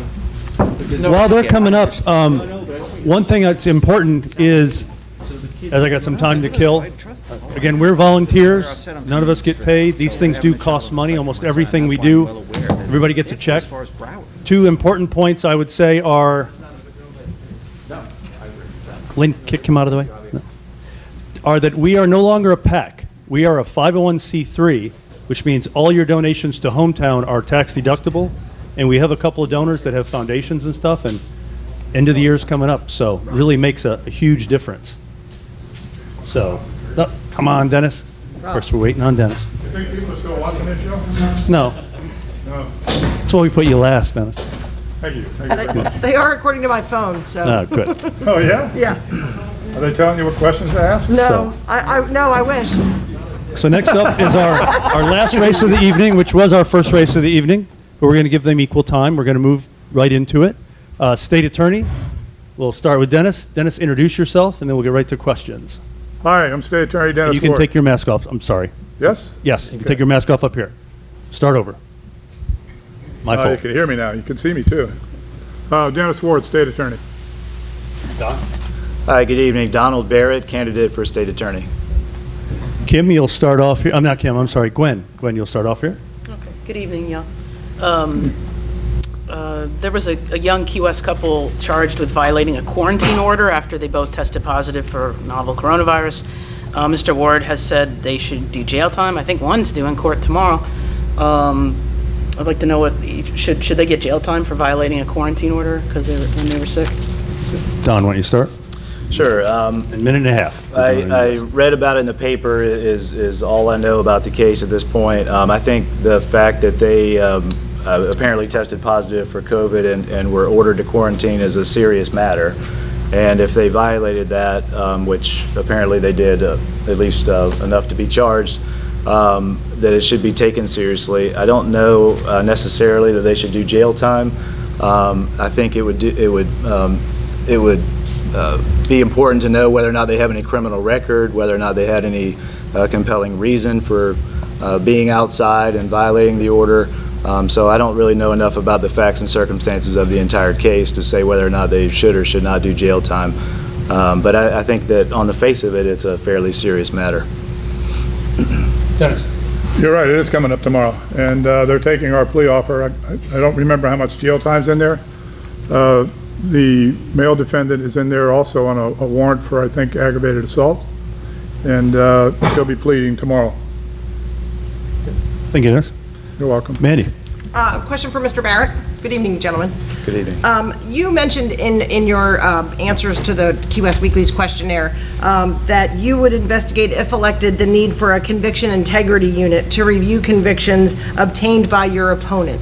Can you talk specifically about your concerns and why would you be concerned about your opponent's convictions and not any of his predecessors? Well, the concern arises from the fact that a prosecutor who was assigned to prosecute major crimes has been suspended by the Florida Bar for 1 year, effective around the end of last year, beginning of this year. Being suspended by the Florida Bar is a very serious matter. I have been a lawyer now for 24 years, and I've never personally known an attorney who was suspended by the Florida Bar, so it's an extraordinary and serious matter. I think it's even more serious when it's a prosecutor, somebody who's handling cases, who has people's freedom literally in their hands. And this was not just a prosecutor, this was someone who my opponent promoted to be a major crimes prosecutor. And I know for a fact that some of the cases handled by this prosecutor are currently under attack. I know of other cases that have been reversed.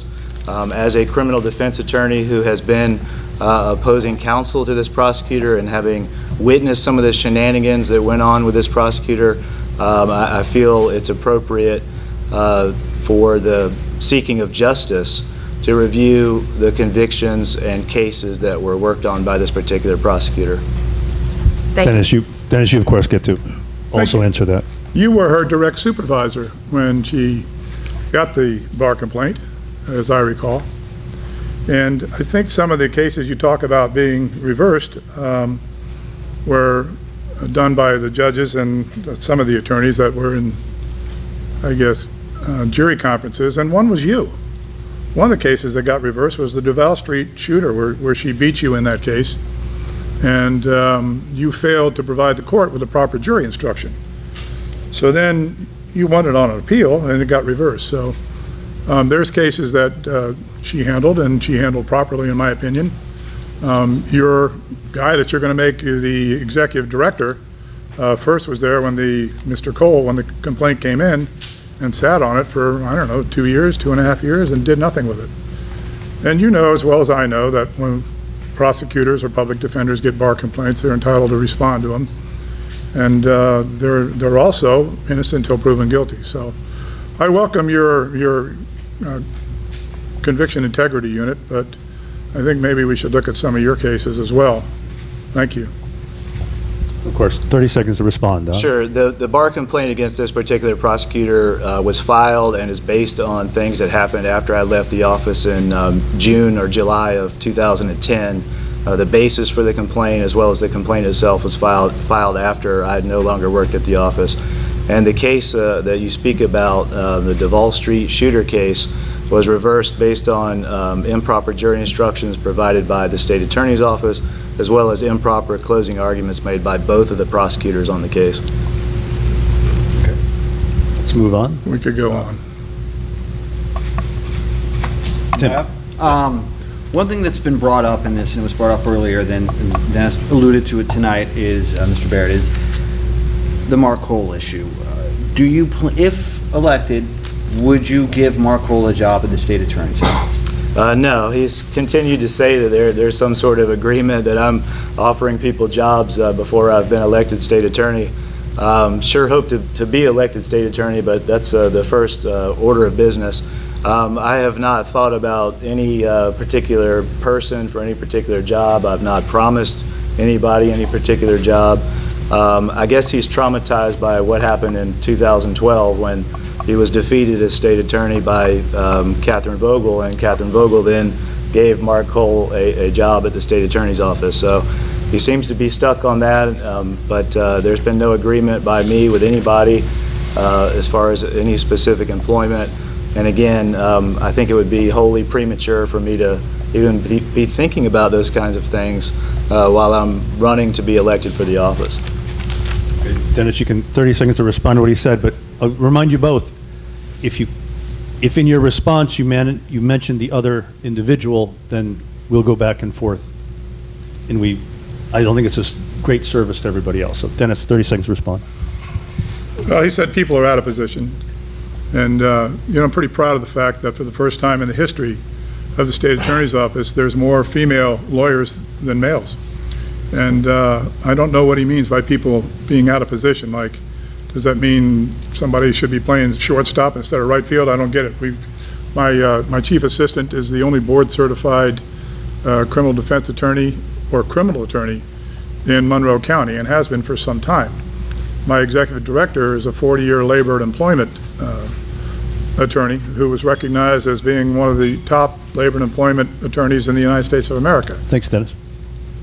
So, let's move on to Kim. Illegal rentals of homes through Airbnb, HomeAway, and other internet sites have impacted tourism in all of Florida, but especially in the Keys. What is your strategy for mitigating the negative impact on legitimately licensed lodging establishments? Dennis, when you start. Yeah, interestingly enough, this came up at the chamber luncheon the other day, and my opponent said, well, they're all in the newspaper. It's a matter of priorities. All you got to do is take them out of the newspapers and do that. But in order to prosecute these cases, you need a thing called evidence, right? So we've been working with the county attorney's office and the county tax collector in gaining that evidence to prove that these people are renting their houses illegally and that they're not paying their proper taxes. We've got a couple of cases, we've arrested a couple of people up in the Upper Keys for that, and we've got a couple more working, and I think one even with a guy that owes the city of Key West $1 million.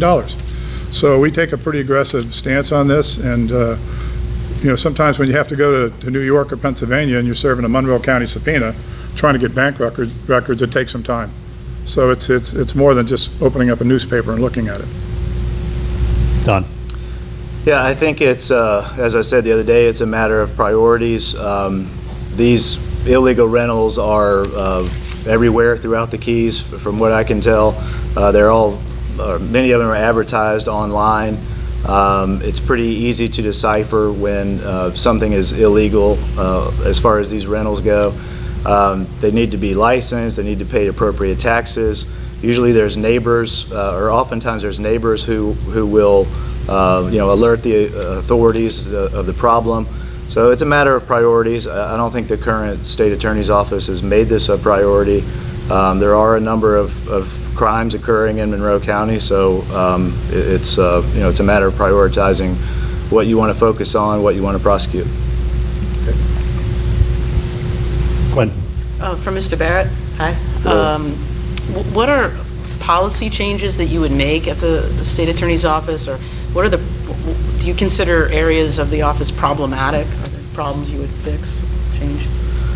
You forgot to mention earlier when you introduced yourself that you're one of the best local comedians here in Key West. But, don't encourage her. I've said since the inception of this campaign that something that needs to be focused on by the state attorney's office, I think not just here but in every community, is prosecuting violent crime. I was a prosecutor for 10 years. I've been a criminal trial lawyer for 24 years. I've handled basically every type of case that there is. And the cases that are the most serious, in my estimation, and affect the community the most are violent crimes. And I have been saying since the beginning that as state attorney, I will focus on prosecuting violent crimes, crimes against victims, particularly vulnerable victims. And my opponent has said throughout this campaign that crime is down in Monroe County, and he likes to take credit for that. The reality is violent crime is up in Monroe County. In 2017, 2018, and 2019, violent crime in this county is up. And as I said a moment ago, it's about priorities. The current state attorney has made a priority of prosecuting undersized fish and undersized lobster. That's his bailiwick.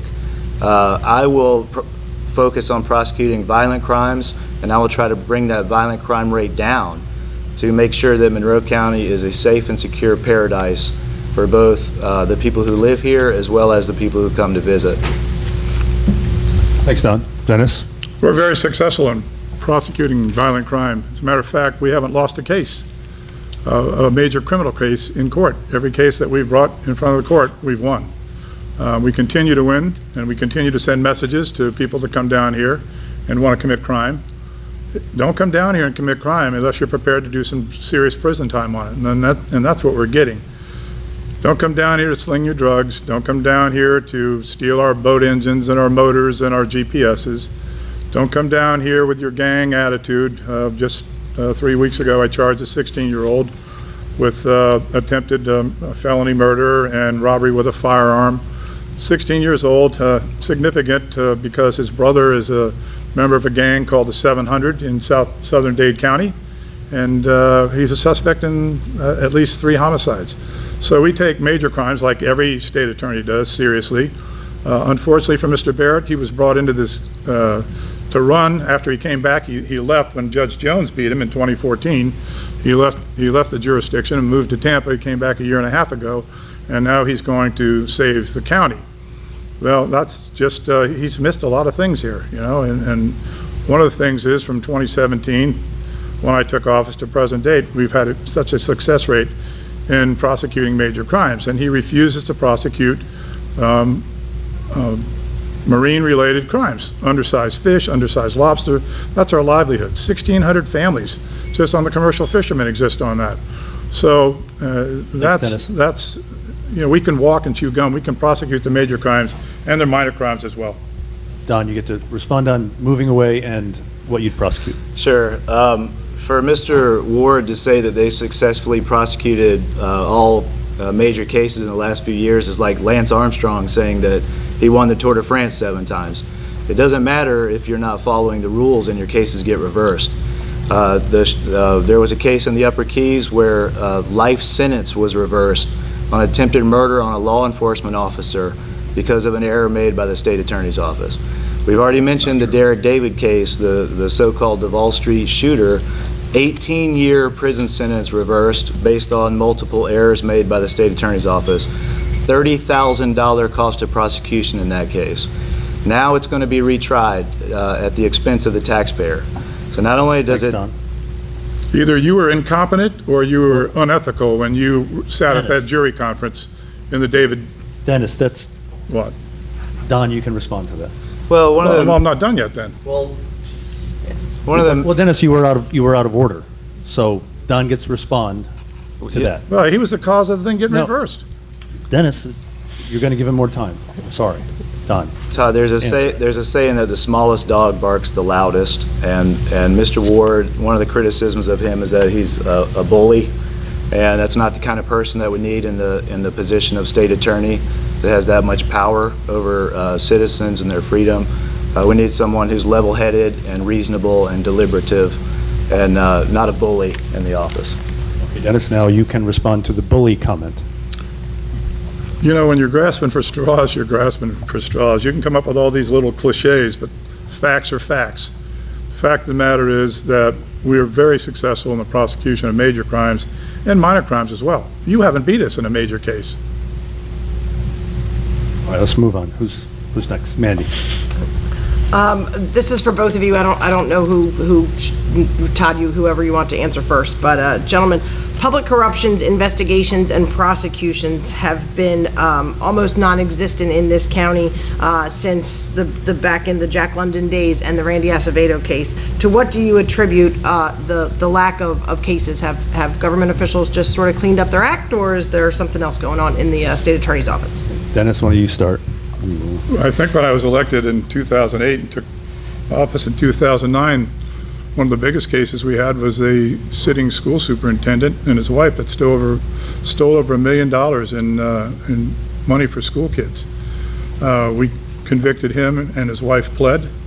We convicted a number of people, an FDLE supervisory agent of homestead fraud, a couple more mosquito control people for that, a mosquito control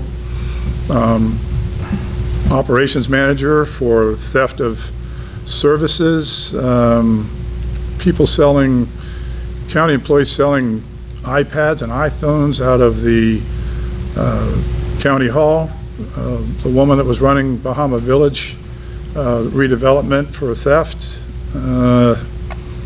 Jesus, more. And I think that's why my opponent walked out of the office after a month and a half, a year and 3 or 4 months. Didn't want to get his reputation tarnished. But yeah, we prosecuted a bunch of those. Successfully, by the way. Go ahead, Don.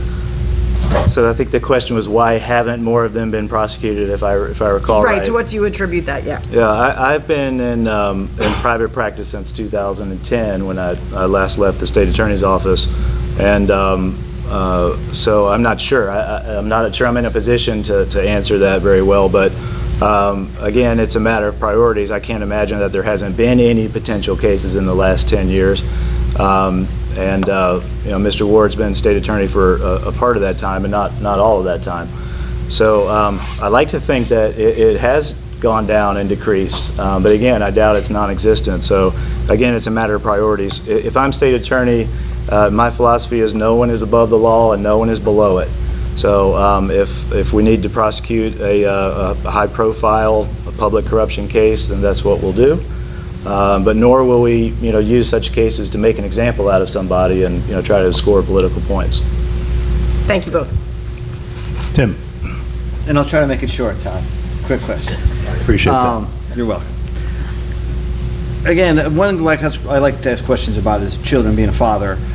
We've seen some children young as 8 prosecuted in the school case, I know that where the child was nearly handcuffed, I know those charges were dropped. But do you think and this is for both of you, do you think the state attorney's office needs to play a greater role on the front end of that stuff and working with the schools to ensure that maybe the schools are handling this as disciplinary problems as opposed to criminal problems? And is that something, as in your guys' role as the head of the office, that you can work directly with the school district to make that happen? You start with Don. Sure, absolutely, thank you. As the father of two boys who are in elementary school, one 11 years old and one 8 years old, that particular story that you mentioned, sort of resonated and hit home with me, as you imagine an 8-year-old child being arrested at school. When I came through elementary school, I never once saw a police officer in my school. Now, having said that, we do live in a different era now where school safety is obviously of paramount importance, and we want to keep our schools safe, and our school resource officers help to do that every day. But I think that they should be there primarily to prevent criminal activity that might come into the school from outside, as opposed to creating or generating criminal activity within the school. But more to your point, yes, I think many of these juvenile matters, especially the younger juveniles, maybe a little bit different in high school, but in younger juvenile matters, those things should be handled for the most part as disciplinary matters in school. And I think the state attorney's office can be instrumental in maybe making some changes in that area. Thanks, Don. Dennis, same question. And the state attorney's office has been working with the school district. Probably 3 or 4 weeks after the Parkland shooting, I got together with Chief Lee and Sheriff Ramsey and recommended that we should go see the school superintendent and let's review some of the safety policies and issues in the schools. And we started a school safety and security committee. And it was composed of numerous members of the county, of the guidance clinic, DePue, they were there, the sheriff's office, the Key West Police Department, Department of Juvenile Justice, Department of Children and Families, the FBI, and we went over a lot of these things.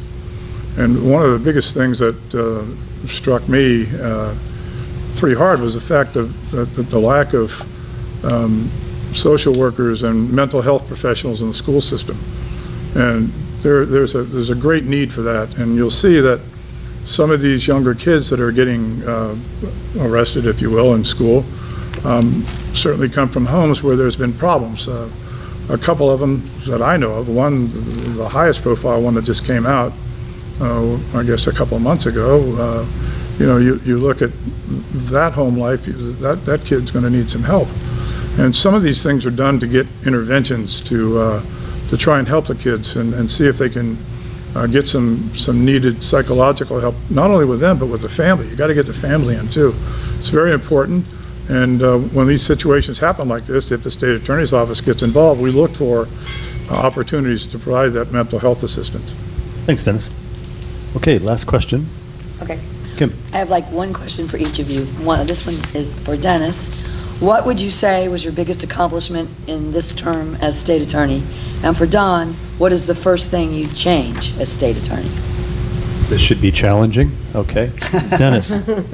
Yeah, I think the biggest case that I handled this term was a case where it was a domestic battery, and we had a domestic battery survivor, and she was scheduled for a deposition with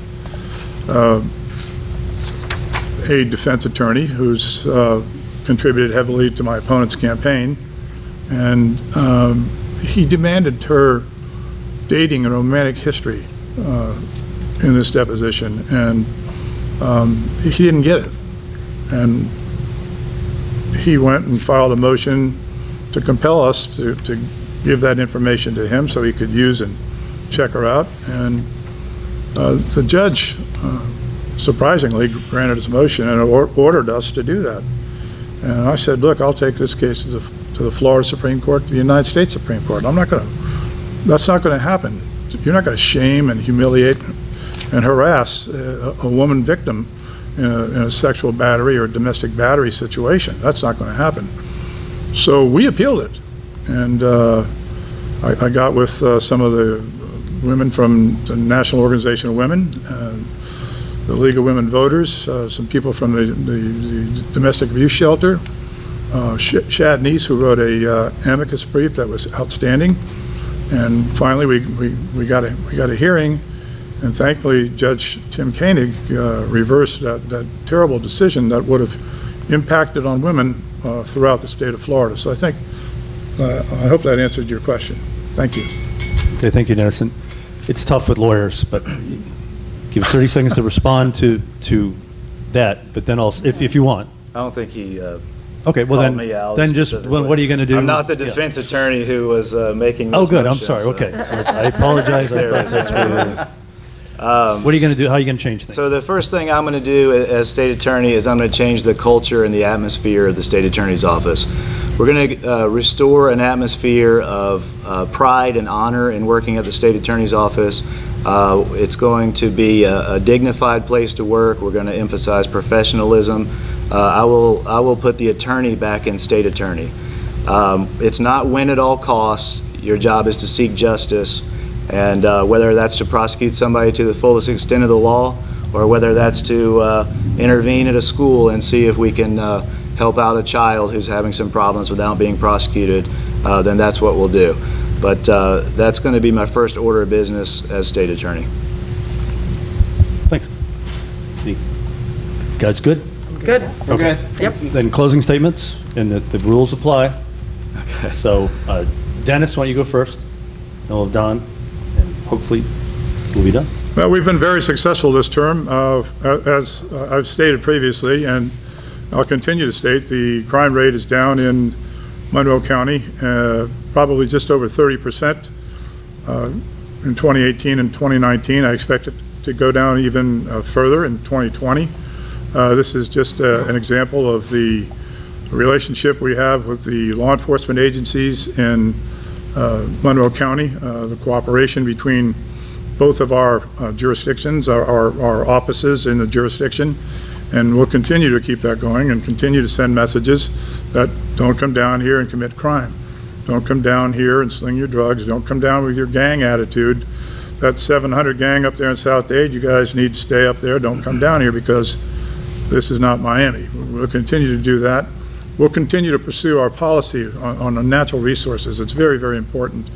Just the commercial fishermen alone, it's 1,600 families that are supported by the stone crab and lobster and bait. That doesn't include the charter boat captains. It doesn't include the backcountry guys. It doesn't include the scuba boats and the snorkeling boats and the recreational fishermen. It's a very important part of our economy here in the Florida Keys. We will continue to do that. We will continue to tell people that come here after a natural disaster, don't take advantage of our people, our citizens. Don't tell them you're going to put a roof on and take $10,000 from them and not do anything. We successfully prosecuted a number of those people. The Department of Business and Professional Regulation gave us an award for doing that. So we'll continue doing proactive things and making sure that Florida Keys is the safest community to live in the state of Florida. Thank you, Dennis. Don, closing statements.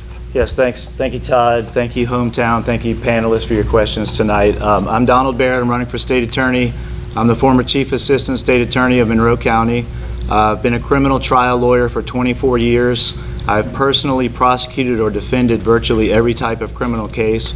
I've prosecuted and defended cases where people are looking at life in prison. I'm the most qualified candidate in this race. I will be a more effective state attorney in gaining convictions that withstand appeal, in managing the state attorney's office, and in relationships with the community. It's probably why Mr. Ward offered me the job of chief assistant state attorney when he was first elected, and why I'm endorsed by the last two state attorneys, Catherine Vogel, a Democrat, and Mark Cole, a Republican. I will restore a sense of honor, professionalism, and ethics to the state attorney's office. I will represent the people of Monroe County with dignity. I ask for your vote on November the 3rd, if not before. Donald Barrett for state attorney. Thank you. Thank you, gentlemen. No. Well, There wasn't a, No, yes, there was, was. gen- Yes, there was. what was it? First of all, But no, specifically, you can't have it, there was a general closing statement he mentioned my name.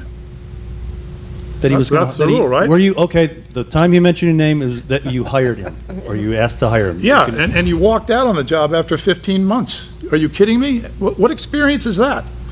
What experience is that? I mean, he's never been the state attorney. He doesn't know anything about budget, anything like that. Okay. Don, Yeah, did you walk out? It was 18 months, it was about 17 months too long, and I gave Yeah, a you and me letter- both. You're right. I gave a letter of resignation. No, you never gave a letter of resignation. I have the letter. You walked out the with door. 3 Well, weeks' you notice. wrote it yourself then. Dennis, let Don speak, and then I will. I gave a let letter you of respond. resignation with 3 weeks' notice, and Mr. Ward called me a day or two later and said, "Your services are no longer needed." You can respond to that, Dennis, Not very true. briefly. Rosemary Enright, the longtime public defender, called me and said, "Hey, Don Barrett quit today." I said, "No, he didn't. I spoke to him this morning." "Yes, he did." I called him up. I said, "Did you quit?" He goes, "Yep."